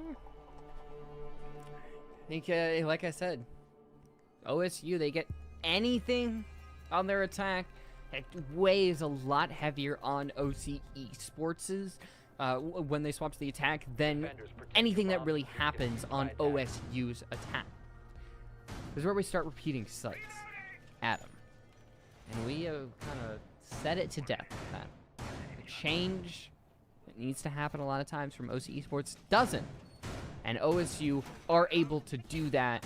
And clearly, change is needed for OSU. Going through that dirt tunnel is just not going to work.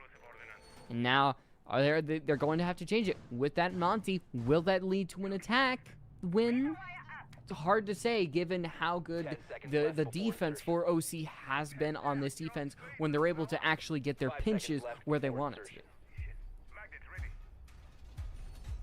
Attacker's objective is to locate a bomb and defuse it. It's true.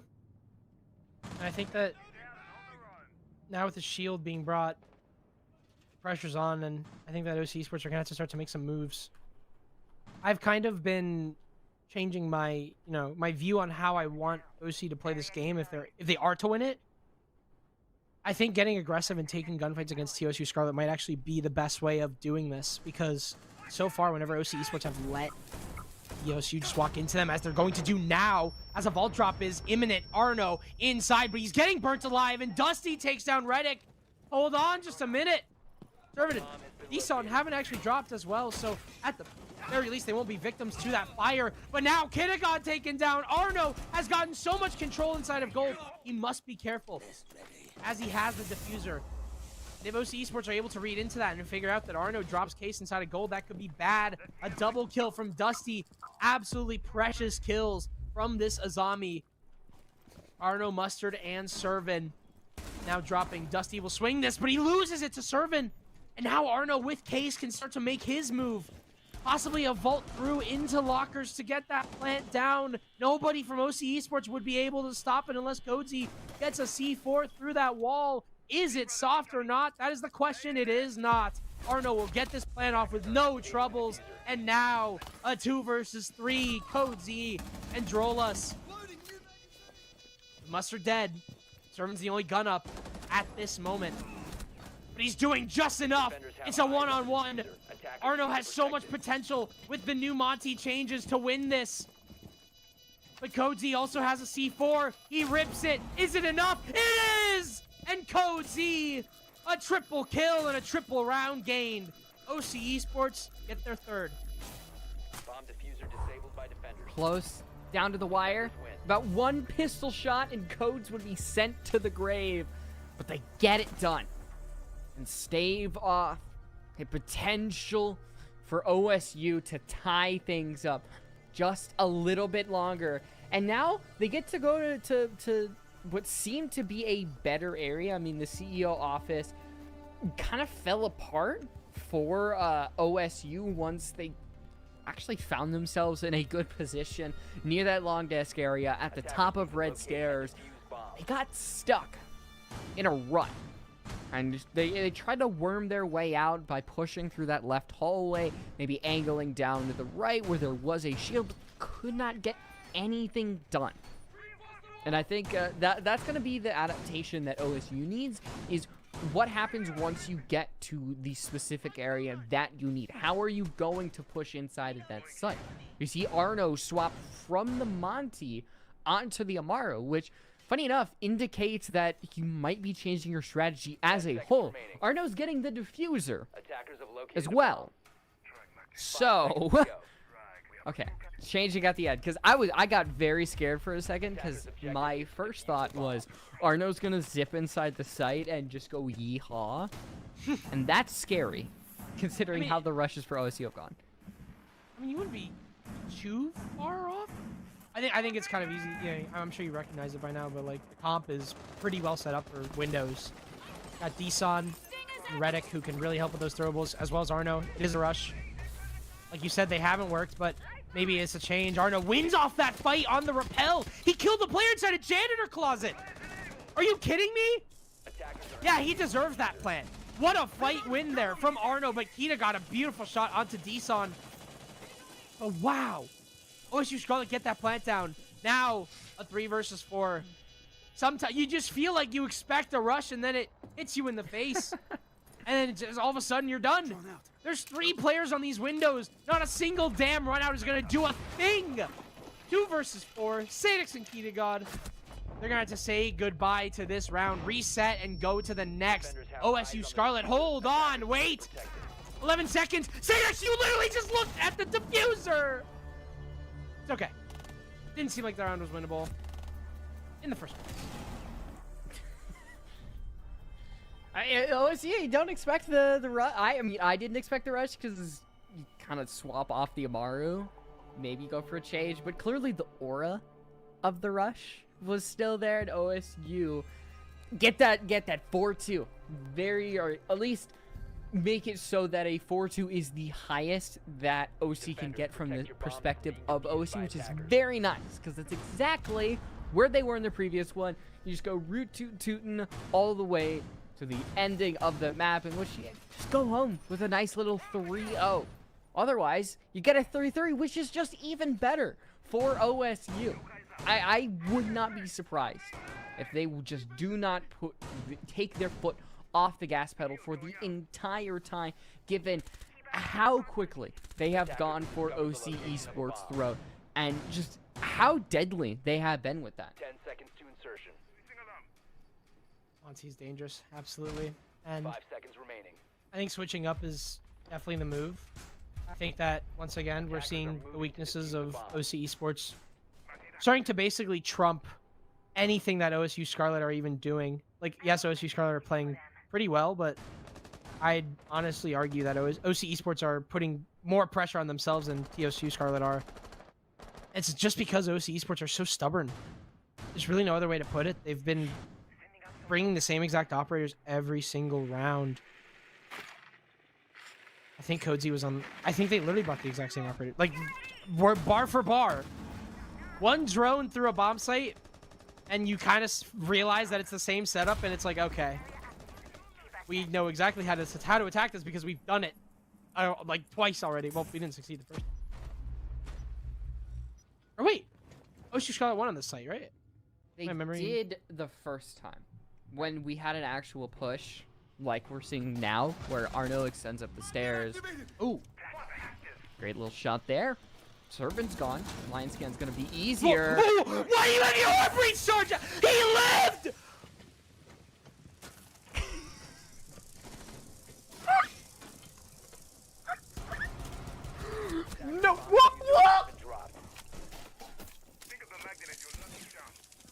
want the I don't want the money anymore, dude. I don't want it. We're gonna take a quick break. Oh my god. Oh no! No! Yo. Okay. We recovered. Let's bring it back. 3v4. I'm a little shaken up, but that's okay. OC Esports are 3-2. God just found out that his hatch is reinforced. And now he realizes that he is stuck. And Reddick. Oh my god, if Reddick would hit onto the hatch. That'd be so funny, but seems not. Flashbangs. Over. Actually baiting the library, or baiting the spiral push as Reddick goes towards Marble. Inching up Marble stairs. Code Z is holding for Banana, not for Marble. And Reddick now backing up. Indecisive. And Mustard's inside the site, so Reddick needs to go now. Deson has case. God spotted, but not taken down. You might just want to ignore this fight. Deson, at the very least, stays alive here with case. He doesn't win the fight, though. God wins instead. It's a 4 versus 2. Reddick finally shows up to claim Dusty. But unfortunately, doesn't read Code Z. Top Marble. Mustard is 1 HP. And he's got 15 seconds to find 3. It's simply not doable. OC Esports. They turn the tides, and that's something that we usually don't see them do. Once TOSU Scarlet get their start, that's it. But now we're starting to see some life. You didn't mention it. Missed every shot of Missed every shot on that Monty. Yeah. No. And then the Monty went and missed every shot. Monty. Yeah. That was a great. bad round. I'm not gonna sugarcoat it. That was a bad round for OSU. They were not in their element. They were not thriving. I just erase it. Go again. You're down 2 rounds where you were previously. You're on defense on bank. I think you get control of the situation. Despite the fact you're not bringing what is usually considered, like, strong on this site. You've got no Goyo. You've got no smoke. I don't think OSU really don't strike me as a team who would rely on things like that. They are pretty gun heavy. And a lot of these operators simply rely on their gun. Legion, Mozzie, and Tuberal aren't really going to do much in this situation. Well, it's OSU. They're going to set themselves up to see if they can get in the prime spot to shut down OC Esports. We even have a shot at cracking that default plan spot.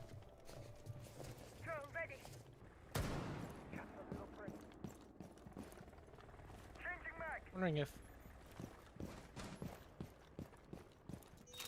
maybe this is just going to be that full top down. Not really sure. Seems like that's the setup for it. You have Dokubi Lion. Maybe hunting down Arno, who's, I'd say, somewhat recovered. Hop out. I wouldn't be surprised. He actually has a free kill. I'm not sure if the line is looking here. Code Z. He's waiting for the reload. Waiting to listen for that sound cue.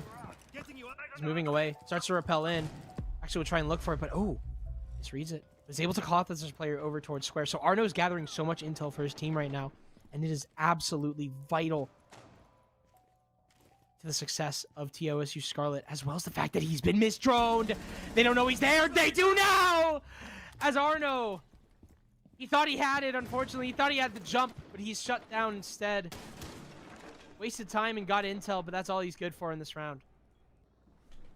Arno, ever since that first round, just kind of haven't gotten the same highs with those peaks, with the spawn peaks, those very aggressive roams. And I don't think it's gonna stop him, but it's good for OC Esports when they're able to get that initial engagement, get that first pick, and it doesn't always transfer over to that round when there have been oodles and oodles of rounds where OC have gotten that first pick and it hasn't amounted to anything. Sadex is gonna miss out on the kill to Reddick, but Deson is going to get down to at least one player falls. And so far, this first defense for OSU has kind of fallen by the wayside. Attackers recovered the diffuser. 2 dead. 1 nearly there. Just needs a little push. pretty slow for OSU Scarlet on this roam. But now with Mustard having himself a game after his chalet that was, I'd say, lower than his usual average. He's been finding himself good on this anchor roll. Extended into server. Still alive. Backing away, but he's being looked at. Unfortunately, he just makes the wrong move, and Drolis is there to read it. 4 versus 2. 15 seconds remaining. Suddenly goes from bad to worse. The plant hasn't gone down yet. Dusty has the diffuser, and he's starting to get that plant down. Servant has a C4. If he gets a C4 through, he may. He gets it over. Dusty! He died! Has been dropped. That's it! Pick it up! Plans to go down. Drolis is going for it now. Servant! He takes the one-on-one against Sadix and wins it. The last player's on the hatch. Drolis will get the plant down, but Keita jumps. Oh, man. OC Esports are finally showing up on this bank, but that was nearly close to a catastrophic failure. Oh my. OC almost had another basement on chalet engagement, and the fact that like it almost went down that nobody picked up the diffuser. I think like 0.5 seconds more, OSU win. It is very scary the way that OC Esports likes to play around these engagements. But I think I said it at the beginning of round 2. It gets the job done. That is all that matters. And with OSU now being down 3 rounds, this is the biggest lead that OC Esports has had all night.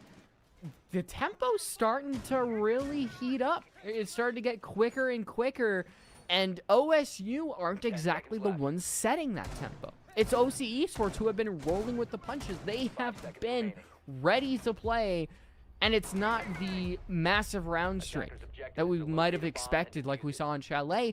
They're just keeping time with OSU.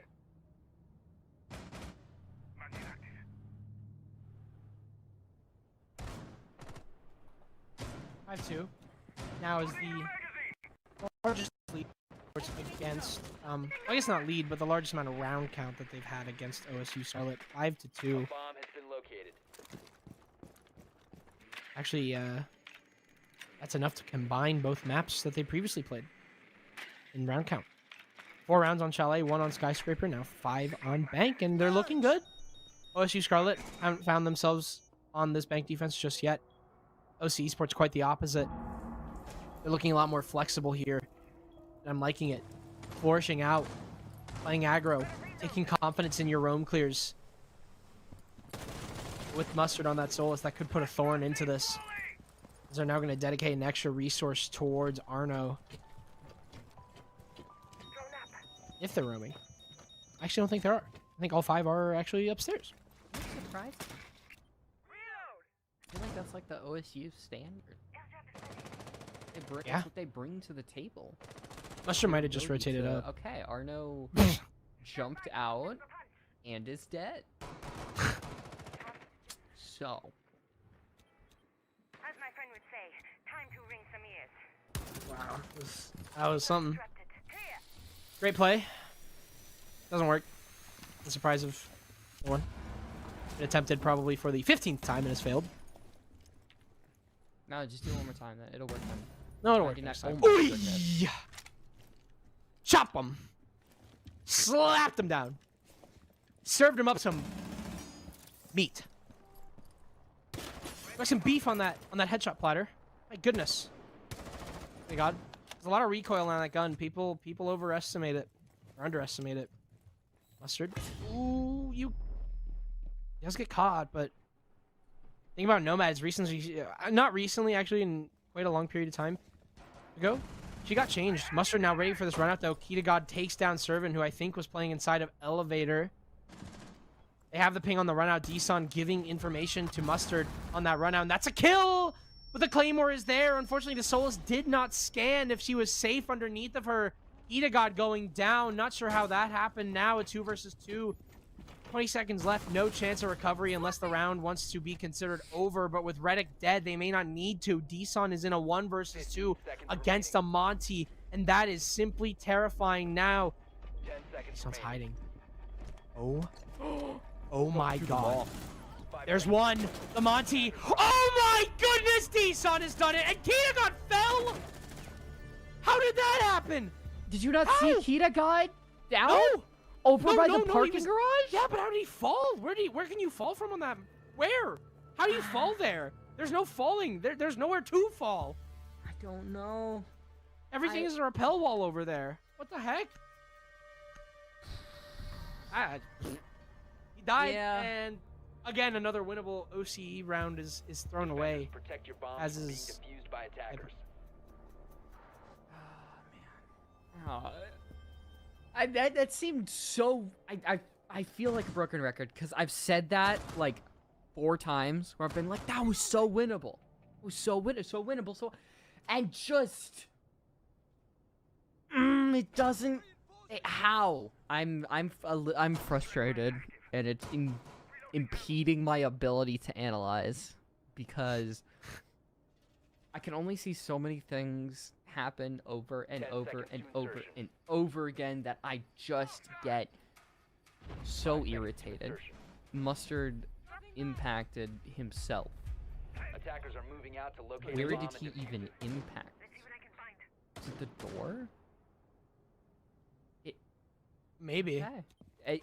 It was the door because it's open. I mean, he has 2 impacts. He's got 0. Oi! Wow, that's an angle. The heck? Dude, there's... How do you even notice that that's a foot? Look, feel like sometimes that's a with like oddly- Siege players, you notice like a discoloration in a pixel, and it's like that's a head. I'll shoot Right? that. Like, yeah, how do people... I've never been able to do that. That's like why Sensor on. I just can't see people sometimes. you gotta and there's- memorize every map by Right? hexadecimal code. There's a guy that looks like a plant. It's like, alright. Yeah, that's a head. Bomb has been located. I knew that. Well, Dusty, whew, getting ahead of Arno. And, Arno, miserable map 2 and 3 in terms of performance. Thankfully, OSU Scarlet aren't hurting too badly from it. So they managed to claim back around. Specchio sensor looking out. Still, OC Esports holding on to that lead. Obviously, with OSU, the question sometimes isn't if they can hold on to that lead, it's how long they will until it inevitably crumbles. But KX, a promising kill onto Servant, but Reddick immediately with that trade. Dusty getting tagged up. OC now going for an execute. They're not used to going in fast, but they're starting to make it work. Mustard and Reddick are dead. It's just down to D-Son.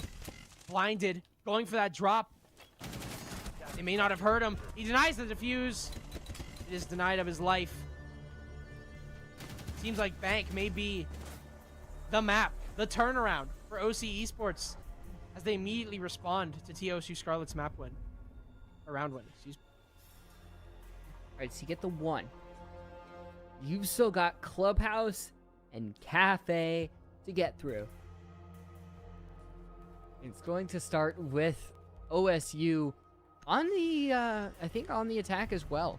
So things aren't all doom and gloom for OC. They do have something waiting around the horizon, which is getting these good leads Bomb located by and attackers. keeping on to that. Something that they weren't able to even start getting on Skyscraper, and something that just completely imploded on Chalet. But here it seems like they're able to follow through with it. All they have to do is attack what is kind of considered, if you're ignoring customs, the best site for the attack. On all 3 sides that the defense are really going to go through throughout the course of a match. You bring that buck, Dusty, who's 11 and 6, continuing the great game that he had in the previous map, and just get on that top floor and work with it. Arno, 4 and 7, dog. I know spawn peeking is like in your blood. Don't do it. Actually, I think it's a very interesting strategy Arno's playing here. Being the sacrificial player, trying to go for 1-for-1s and trying to kill an important player, considering he's only on Mozzie, so he doesn't have a lot of utility. So if he died, he wouldn't lose much. Wow. If a Ying died, or if a Hibana or a Lion, that could be a lot of utility lost. think Figured it you're out. failing to consider one thing. Arno hasn't gotten like any kills. Oh. Well, that can't be helped. Yeah. That's his fault. But at the same time, whenever Arno makes these plays, there's a certain high risk, high reward mechanic to it.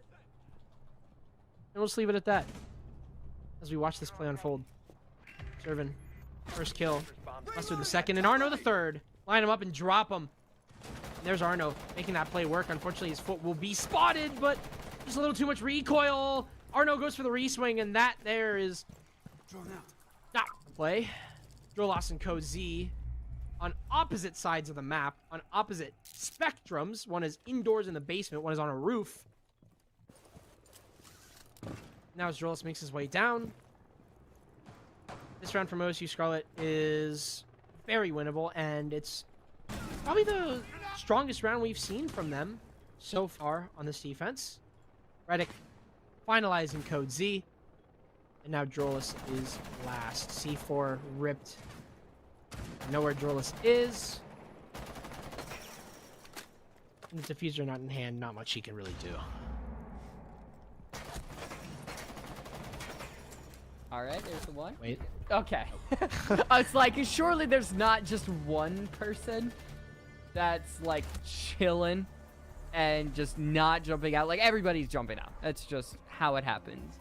Alright, 2 more rounds to go for OSU. We gotta get things done on the basement. Gotta get things done on CEO. And then we will get things done in overtime, of which then I feel like every preconception is just thrown out the window, and we're back to 0-0, getting ready to potentially end the night or potentially go on to map 4, and the reverse sweep will potentially be alive. Yeah, the gap has gotten a lot smaller, even though OC Esports have looked really good. 2 rounds can easily turn into 1, can easily turn into overtime. Like you said, you have to be very careful. Be very mindful. OSU Scarlet will go upstairs. Keeping Mustard on that Solus, I think, is definitely the play here. I feel like it's starving of intel for OC Esports has made them lose a lot of time, which in turn kind of loses them space, which in turn gives OSU Scarlet a lot of room to wiggle around, thanks to the fact that the preset drones may be a lot more difficult to actually manage. Solus is getting nerfed soon, but at this very moment in time, she's a must-pick in, I'd say, about 80% of rounds on defense. She's good. She's also fun. Like Very the fun. P9, the P90, and the Impact are just like super fun to just zoom around and throw like peas as bullets at everyone. Like if you didn't know, the P90 very good if you hit your headshots. Otherwise, it is not going to be your friend. But so far, Mustard done a pretty good job. So far, is one of the highest players when it comes to KD, 8 and 7. And I think if you can keep that Monty at bay, along with everybody else, and that's really where your win condition lies.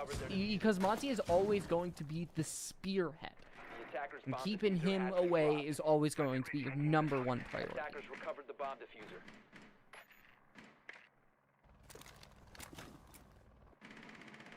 Swapping mags. Minutes gone by. No early gunfights taken as of yet. OC Esports 3 positioned outside square. One of them pressuring over towards stock, and the other 2 on rappel. It's a pretty simple lineup. One that could be, well, exploited. It's not the word I was going to say, but now it is. As Arno exploits the rappel. It's immediately traded, but that is the Ying gun, and that is, I'd say, probably all of your execute utility gone. You still have 2 smokes on the Monty, and you still have the Monty himself, but that is a rough loss here. And Losing the Monty. yeah, that's the noise I make whenever Monty is lost as well. Yeah, that's tough. That is rough losing the character I literally just said. And there's another one. Kid of God's dead. Ace is gone, and OC Esports once again are starting to toss away these rounds. I don't know if they're tossing them away. I feel like that one you can't really, excuse me, label as quote-unquote thrown. Because I feel like they just didn't get anything done overall. Like, Arno it takes out the Ying overall, and the trade is there, but they didn't have any path forward. It's not like those previous rounds where execution is knocking on the door. And they've got the execution midway through and things fumble. That one is just OC Esports could not really get anything done with the Monty, didn't use him to push forward into, let's say, Janitor, down White Hallway. It was kind of useless in a manner. Like, just pick somebody with a gun if you're not going to use him to gain space, which is essentially his job, or to get those pinches that he's very, very good at. But now we're at the fabled match point. OSU, all they need to do is win one more defensive round, and funny enough, that's pretty difficult for them to do for what's considered one of the best sites on Bank, let alone the entire comp scene, for how difficult it is to get into that default plant spot. OSU haven't leaned into that. They still don't have that smoke, still don't have that go. You don't even have a Fenrir in this instance. All they really have to stop that plant is going to be the mirror, which is very good. But a lot of times, stacking everything you've got into that small little corner is the best situation for defense. But OSU, they've decided to simply lay off it.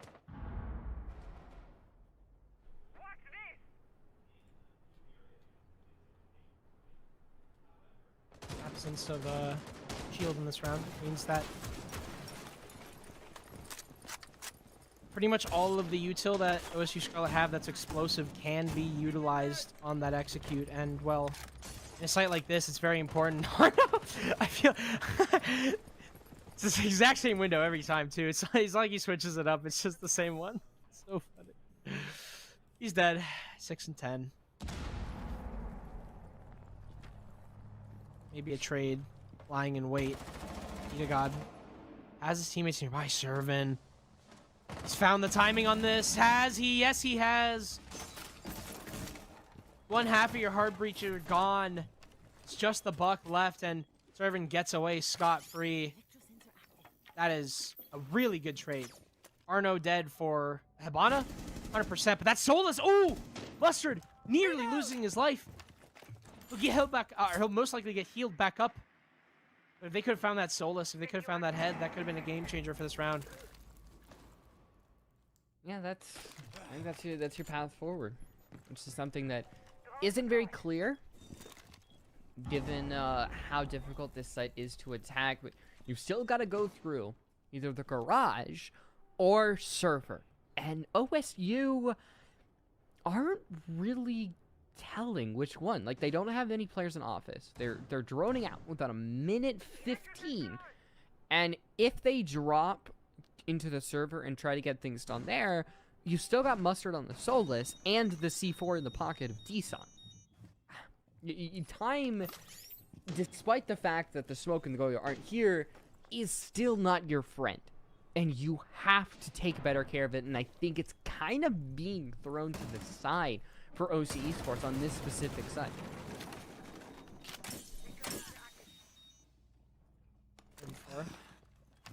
As it has been. Soft breach available to open up these walls. They will do so. C4 on Deson, the only one in the round. He may look to already utilize it. Dusty.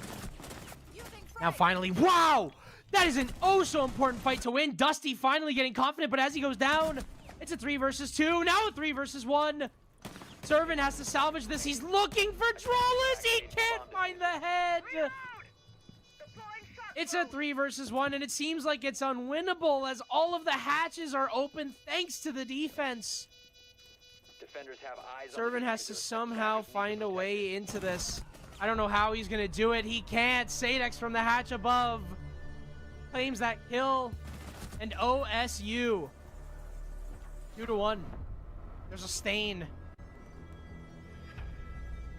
Ego's been, and I think this one is less on the lines of something like Bank and will be in line with something like Chalet. Remember, this is OSU's pick, but OC Esports have decided to start on the defense, something that is pretty better than their attack, even though they did have a very good attack over on Bank and kind of showed OSU that they are here to play. They're not just going to lie down, get 3-0'd, get spawn peaked, teabagged, everything that we've seen from the beginning. And my thought process when it comes to OSU is, when will the spawn peaking stop? Like, if it doesn't produce results, especially when they go on their defense, I think it is really starting to hurt you. Like, Arno went it over and over and over and over again and got like one, and essentially threw away a body in a majority of these rounds. And that is something that I think it cannot happen. It is simply too crucial. And I know that Mozzie doesn't, bring a lot of utility, but a body is too important at the end of the day with butt going down. And I think that's a little bit of a target ban, Adam, because there's only one man on the side of OC Esports who's consistently played Buck. And now that C8 is gone. This is actually a something that they do quite often. They'll actually just end up Really? Yeah, they do. It's really fun. Okay. Yeah. Not bad. I'm not a knower. I don't have ball knowledge. Unfortunately, I've casted this team way too many times because they win a lot of collegiate stuff that I cast, I guess. I'm like their good luck charm or something. I don't know. But yeah, they actually they did not win whenever I was casting them. They lost, but they're winning right now, technically. In terms of momentum, though, still on the sides of OC Esports potentially. Scarlet are not a team that get down very easily, though. And now that they're going on to Clubhouse, which is their map pick, after we saw what happened on Chalet, which was also happened to be OSU's map pick, the OSU's map pick. Who knows? I mean, Clubhouse is very common, so Yeah. It's something.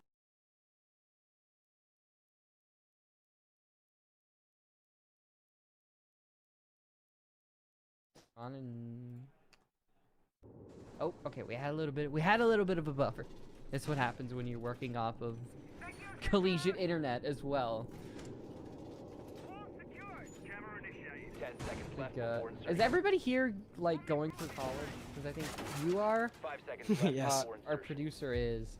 I don't think our observer Attackers is, are heading out to and I'm defuse not. the bomb. So we got like the cool kids who don't have student loans, and then the losers who have to pay the government back $75,000 or some shit. yeah, but Oh, my bad. Attackers dropped the I'm just diffuser. Attackers recovered the diffuser.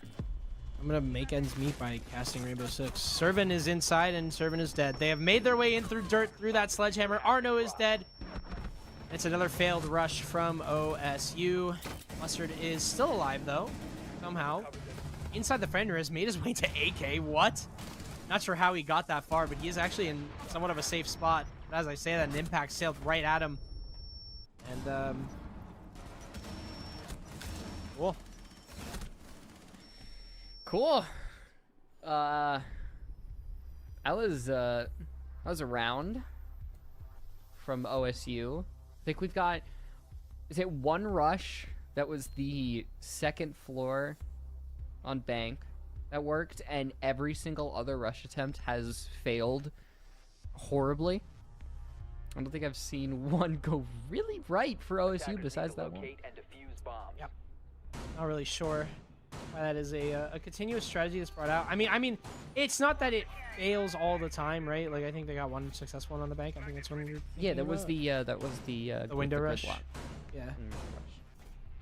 Arno hit a nasty shot on that rappel to help that, but yeah, it's just not been an exactly easy game whenever it comes to that rush, and I think that OSU Scarlet should consider a different strategy, and I think that they are. The Monty being brought out for Mustard. Could potentially signal a garage rafters push. You have the Finca for the clear. A lot of times it can work, but other times they just don't get anything done with it. Like, they kind of get stuck overall. The pace that which OSU Esports are just blazing through everything, getting the wall open, putting the Monty inside of the garage, getting the kind of double garage. I forget. I don't know what the actual call out for that is, but getting that open so that there is a rotate that gets called out. I do like the speed at which OSU are getting these done, and they're not actually following through with their own bodies, because then that's just a rush at that point. They're instead quickening their pace while being still a little conservative about their own life, which is the most important thing at the end of the day. One's life may be challenged here as Dusty, the men who they counter banned. Sitting inside of bar, Servan waiting for him inside of stock, but unfortunately looking at the wrong angle. Instead, Dusty approaches him from bar. Arno tries to hop in, but is immediately smoked out. Obviously, that Finca means added passive damage to the Finca, and yep, there it is. Boosting right into the smoke will be his demise. Mustard now pushed up, and you can't ignore that Monty anymore. Eat a God gets taken down inside of rafters, but a 2 versus 4 for OSU Scarlet, with one of those players being the Montaigne without a gun. Like a proper start for OC Esports. They've taken every single round 1 in this series, and it looks like they're going to repeat the exact same thing. Dusty approaching from behind, un-ADS'd. Still manages to find the kill. And OC Esports managed to find the round. Oh, that's 2. Now OSU. At what point do you start considering that this might actually go south? OC Esports now have put 2 in a row. We got that rush, got a good push. It would be a good push coming through from OSU again. But it's getting a little hairy where you get onto map 5, where nobody's really got any advantage overall because you've gone through 5 maps, and what seemed like an OSU game from beginning to end, even a little bit into bank, OC Esports, they have not gone quietly into that good night. They've gone 2 rounds. They can get even more, especially considering how the Gunners on the side of OSU aren't really getting any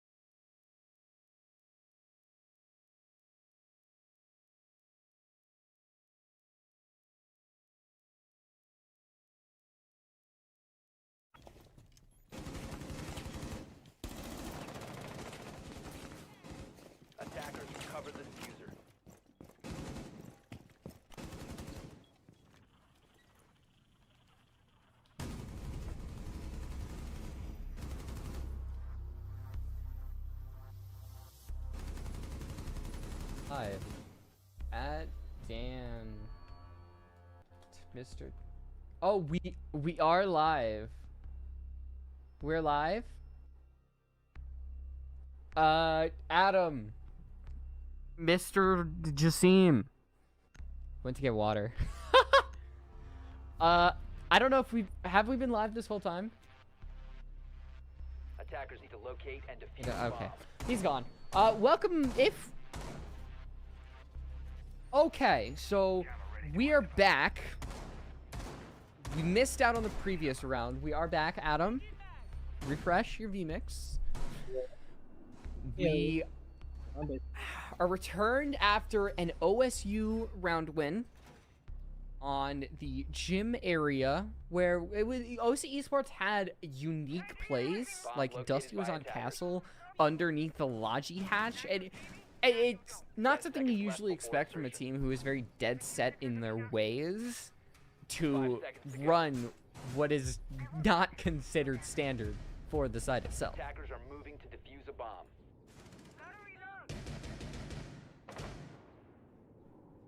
Yeah, whatever. Actually, well, I think with Dusty. Wait a sec. I got this door open. No cams inside a garage. All five. I think actually OSU Scarlet lost all 5 cams on their prep phase in this round. So, actually had no idea Dusty was there. Knowing what they know now, it may look to cut him off, and that is a beautiful time swing from Reddick. Stock player is dead, and it's first kill for OSU Scarlet. That was a speed at which I wish they'd taken this too. Like, it's very similar to how this team plays in general. Is just Reddick immediately gets that kill, boom. All the way over to the hatch, getting that open. 2 minutes left in the site. Serban is over in blue and angling to potentially get a kill onto Sadex, who's behind that mirror window. You've got rid of the first, not get rid of, it is shattered, which means it can't really be looked through, which it means it is kind of useless unless that black mirror gets popped specifically. But OSU really funneling themselves directly through blue, it's a scary situation. It's very scary for Arno, who's taking a crap ton of damage, and he also has, at the very least, the stims to use, so might be able to actually come back to full HP. No more nades for Deson means clearing out these mirror windows is going to be very difficult, and with all of them positioned towards blue, maybe OSU Scarlet should just opt to back out instead of just fighting them head on. It seems like with both of them here, you could just go somewhere else, but you still have Ash at the very least. No rockets left, so she can't crack it, actually, as I'm just noticing. And I really don't understand. Maybe Mustard could go from behind from a flank, maybe. All 4 players now positioned inside of blue. They managed to get control. They just overflow OSU Scarlet on that basement defense, and now Drolis is the last man standing in a 1 versus 3. Tries to go for Deson first, but Deson gets him instead. At least we're seeing now some fight from OSU, because I think there wasn't enough of that fight in the beginning for OSU beginning to the mid game. It was only after, oh, excuse me, getting a little late. It was only after they were down 6-3 that they really started amping things up. But now they've got to. They've put themselves back into the competition, into the conversation around the actual game itself, and not what is happening to them. It is that, yeah, no, OSU, they're having some bumps.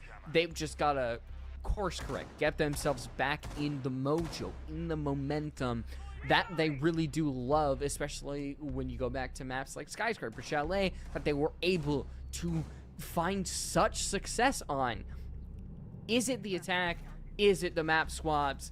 There's a lot of hypothetical questions that I don't think are ever going to get answered, but whether we get those answers or not, results are really the only thing that actually matters. 5 seconds left. Attackers are heading out to defuse a bomb. I think the best thing I've seen in chat is, how did OCE win a map?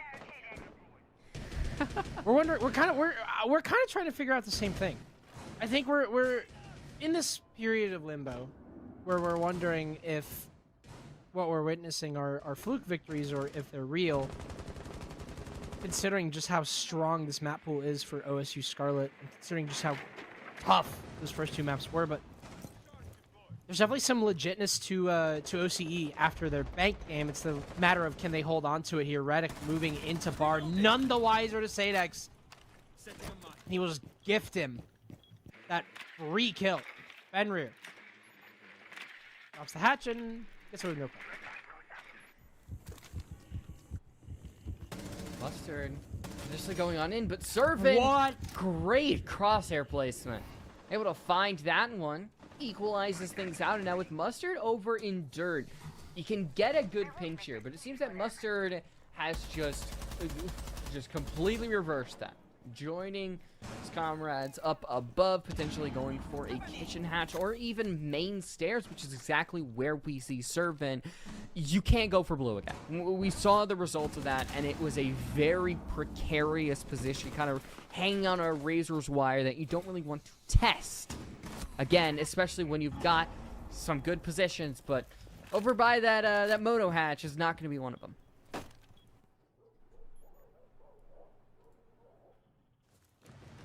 I'm reloading. Unknown Redick. Dead, meaning that when this moto drop happens, it's going to be at an uneven man count. Mustard getting tagged up, as well as D-Sun getting dropped with Case. OSU Scarlet may have just found themselves giving away another round. Loading dart. Mustard has already dropped the hatch. They've completely sold their soul to this execute, and there is no Case in sight for this attack. Even if you clear out all 3 players inside of the bomb site, you still have to go and challenge the Solus.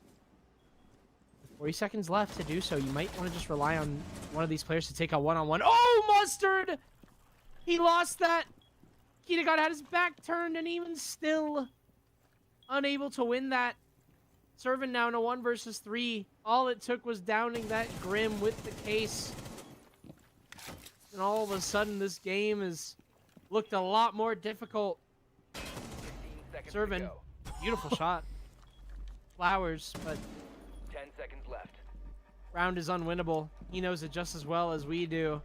5 seconds remaining. Now walking up blue. No time left. And no life left to do it with. It can't be a fluke at this point. It has to be that OSU are just ramming their head against a wall, trying to get these results.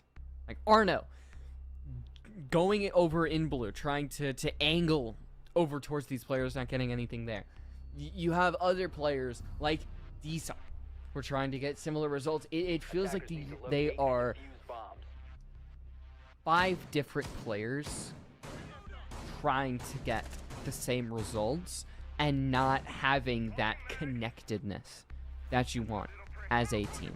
And on the attack, that can't happen. That's why OC are able to pick these players off one by one. We're at the stage in the night where you cannot simply rely on your mechanical skill. It is simply too far gone to say, no, I will just shoot better than my opponent. OC Esports has won a map, and currently they are leading on Clubhouse after you won the first 2 maps based off of that idea alone. And that idea is not working. We have hyped OSU up on their ability to adapt, and that's exactly what they need to do in the current situation. Adding some protection from grenades. Magnet activated. Attackers have dropped the bomb diffuser. Let's turn on that Monty. Attackers recovered Means that the diffuser. Raptors push is looking likely. Last time around, V, we actually saw the Raptors push really crumble because of, I think, Arno dying to the smoke. That was one thing, and then one thing led to another. I actually can't remember. Did they win that round? Jeez, my memory is terrible, I guess. I don't know how I can't remember that, but Getting late. The EEP is starting to hit. the EEP is hitting. I had a pretty long day. Doesn't matter, no excuses. On that grind. On that grind. Kitagata is dead. Eason's making his way into garage. Grim's up, and there's actually only one player there, and he's sitting inside of R1. No longer. Code Z had an absolute breakout game 1, and then just has not seen a single gunfight go his way, seemingly. feels like. 2 versus 5. Rolos and Sadex now just chopped down. It's looking like a flawless, although that's shut down. A second may be lined up, but instead it's Servant who serve him good. Red Stairs player taken down, and, well, it's another round for OSU Scarlet. First round. Or last round of the half. I feel like that push was maybe designed to shut me up, in a way. Because I think it goes against everything that I stated. That was the best I've seen from OSU when it came to having their head all in the same place. And using their utility. Taking the player out, getting map control, and then using that map control to seize onto their opponent. The Raptors push was about as clean as you can get it. I mean, it was a next to flawless round, save for that one SMG-11 kill at the end. And you had the Grim Bees displacing the roamers when they couldn't go, combined with the Monty down below and the player outside the breach having the angle. There is nothing that the player can do. It was good usage of time, and I mentioned the good use of utility. That is what OSU should be doing. Now, all of that is kind of kaput because OSU are now on the defense. And I really only got like one piece of advice, and that is no spawn peeky. Especially Arno. Like, nuh-uh. I'm barring it. I think Arno's listening. I think Arno is listening to agree. Mustard, you've earned it. All right, I'll let it pass. Servant's there. Goes for the run out. There's actually 3 inside of construction, but sometimes that run out is very dangerous and could end up costing the defender more than the attacker. Thankfully for Servant, he's able to get away from this, and now OC Esports will start to make their way over towards this kitchen attack. No, notably no Hibana on the board. And Code Z taking down Servant. That's a big pick. Mustard ready for this run out as well. That could be huge. I mean, yeah, without the Hibana, getting the hatch inside a kitchen open is going to be so difficult. I'm assuming that Reddick has already used his impacts on the one hard breach charge that has been placed, potentially. Mustard has the other. Looking for intel. Waiting. So far it's been a stall, but trying to clear out Mustard here. Mustard's going to go for the aggro swing. Doesn't find anything just yet. Got a lot of bullets. With a Specure. tiny little Looking for capacity info. mag. But Mustard, knowing that life is more precious than trying to get these kills, just backs off, stays by, actually able to see the ram through the wall, and you're up on that top floor, which I think is the biggest part. But Drolis just drops and goes for the defuse. Drolis is planning. C4 ripped from Deson. Too blind to know if it's going to land. Drolis is stuck, though, inside of Dark Spot, and he's immediately going to be fought. Arno wins that, albeit a little close. Code Z and Dusty each claim 1. Arno now looking for that long arm. Code Z on Jail Repel is going to make this so difficult to flank here for Reddick. Reddick has to somehow find a way through, but he just can't. It's all down to Arno, and he's dead too. OC Esports are making this legit. Well. We've got a little bit of a game, Adam. OC Esports get an attacking round win. And aggression is not taken from the OSU playbook. It is a style of play. And OC Esports, I think, played the stop and start game very well. The expectation that a player was going to drop the hatch as soon as it opened was not there for me. Was definitely not there for OSU, given how late they reacted.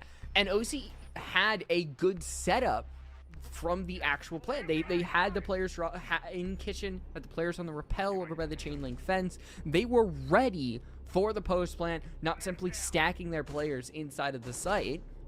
And the expectation is now you can continue that. Take that momentum and continue it forth. You just have to do with a roamer, something that you really didn't have to do in that previous round. It's not something you can afford on this gym bedroom site. It is necessary, whether you're going through that hot tub wall, whether you're going through cash or simply from the stairs. you're going to have to deal with Arno or Reddick one way or another.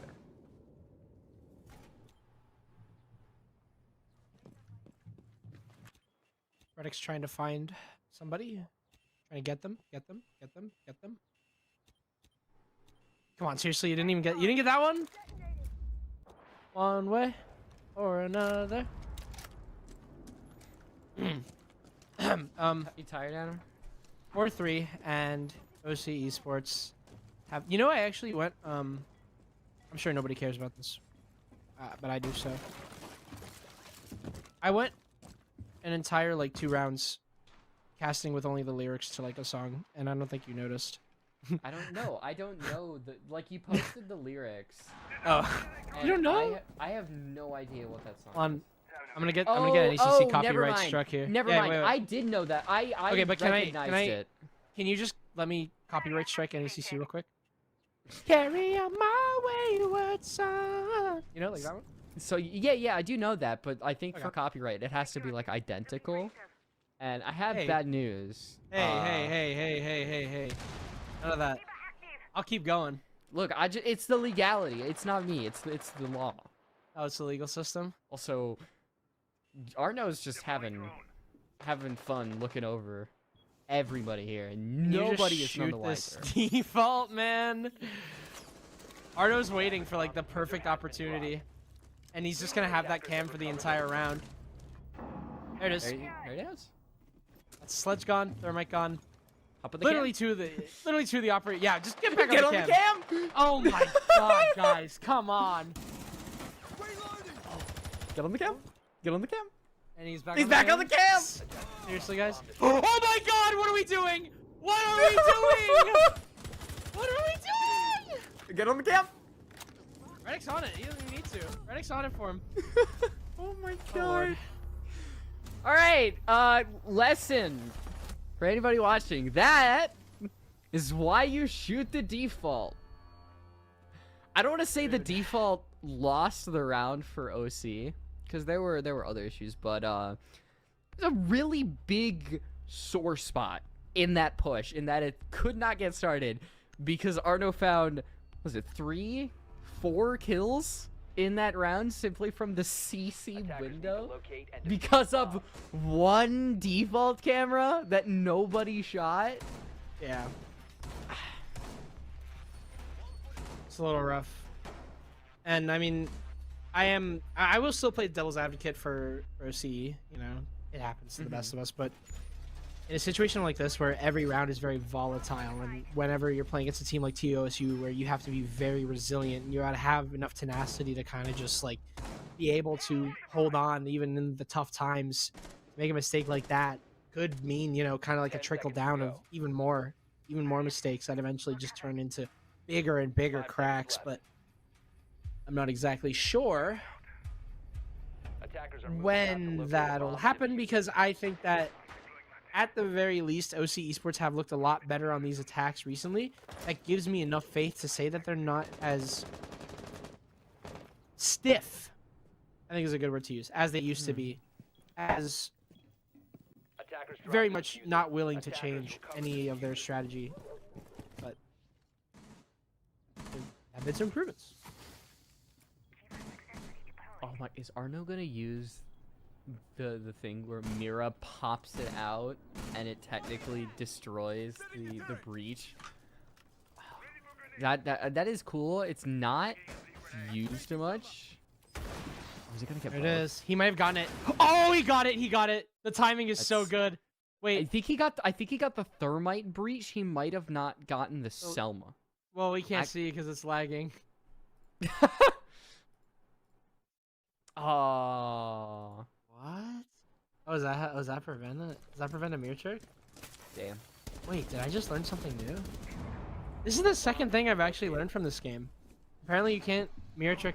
Yeah, well, in all fairness, I don't see a lot of those interactions it's often. Very rare. It's a very rare thing. But now that- that I know, I'm never gonna forget that. So, wow. You wanna explain that, V? That's so cool. Because I mean, obviously the observer can't hear us. Like, I mean, it's literally. I kind of explained it. Like the mirror window like pops out on both sides. So. no. You But can the destroy fact that. that But the fact that it didn't get the thermite charge. Wait, did it get thermite charge? No. Did it, right? Wait. It What? did. Okay. There is a lot of miscommunication happening. My observer sucks. Oh, it was placed too low. Yeah. I thought it was if you Didn't couldn't put it get it. upside down. I was like, what the heck? Doesn't make any sense. Okay. What is Chat, happening? guys, sleep deprivation is a horrible drug. 5v5, I don't know what's happening. Arno is actually underneath with that C4. It's ripped. Wow, how does that not?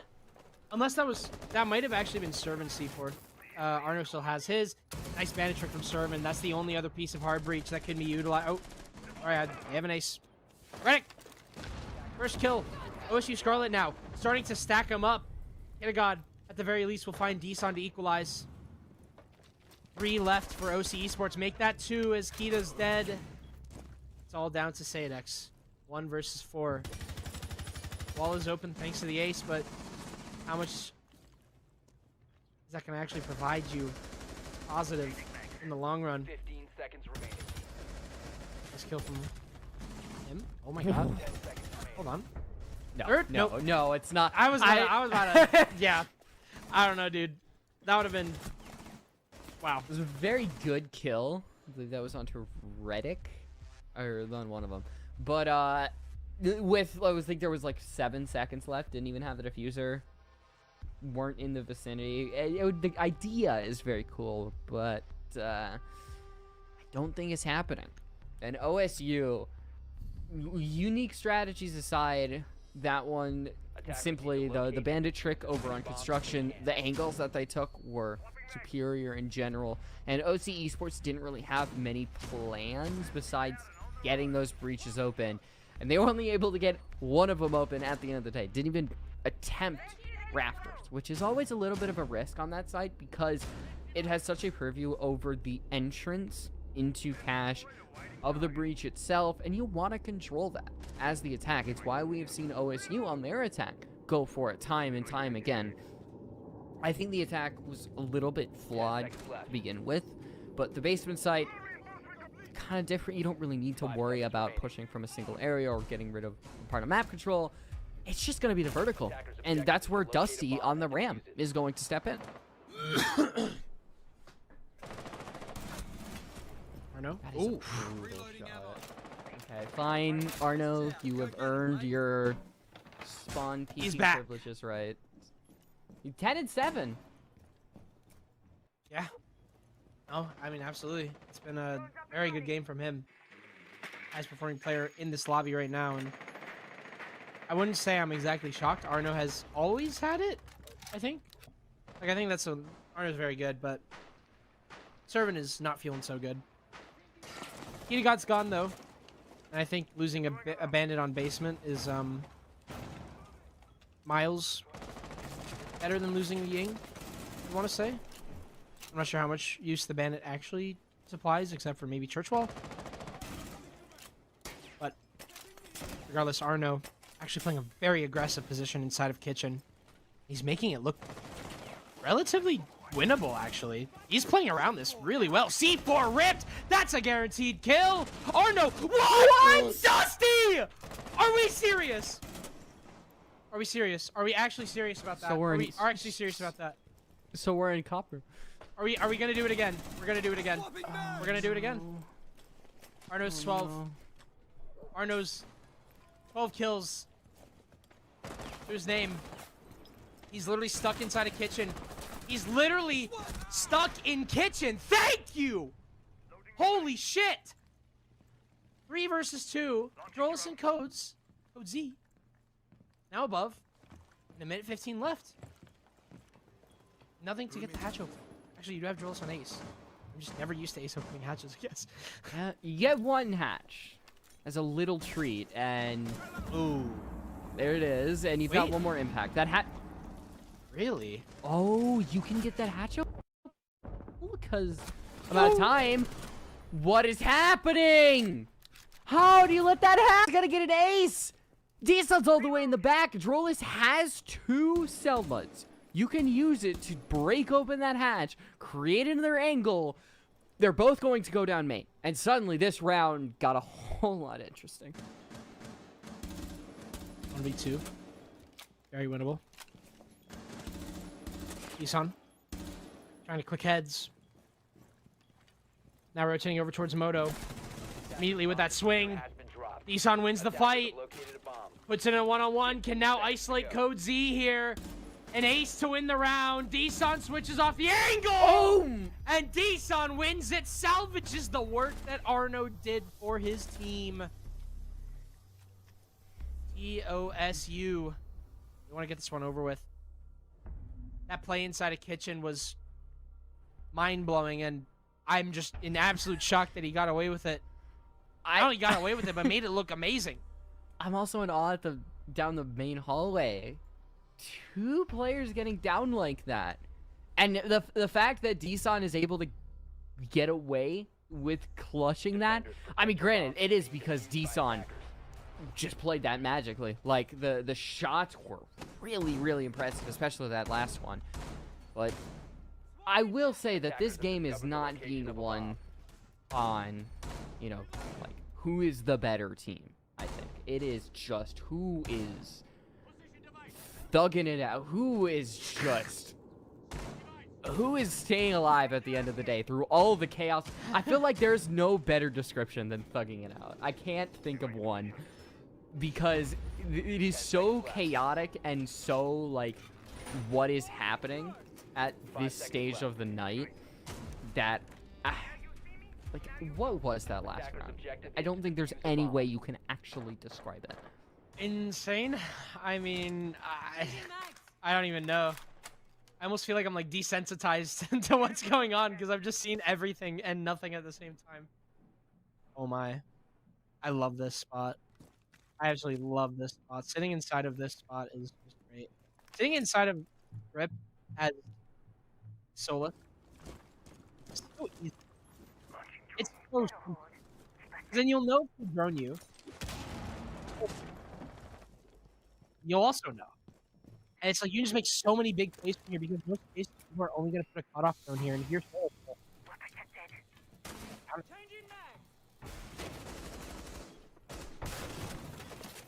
What? Oh my god.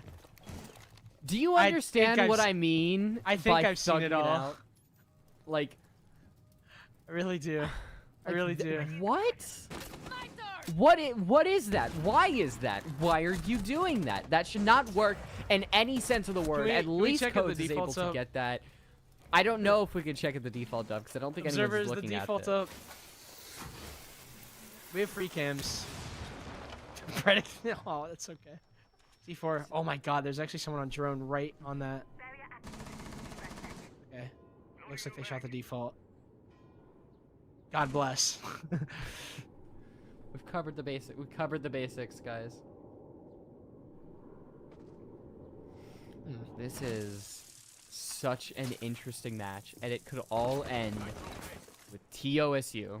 Red C4 doesn't really make it exactly where they want it to, but Kitagod does have a good position with that Kamwan Hive launcher. OSU Esports have to make their way inside and actually find a couple kills, but there goes Deson. C4 makes it a 1v3, and Arno just leaves. Adrolis in a 1 versus 3. Outside. Gets his trade, but that's the game. Best of 5, and it honestly went further than a lot of us expected, and I definitely want to give hats off to OSU Esports. I think that they handled OSU Scarlet better than a lot of teams would. But yeah, as strong and as terrifying as usual is OSU Scarlet, so even if we want to give credit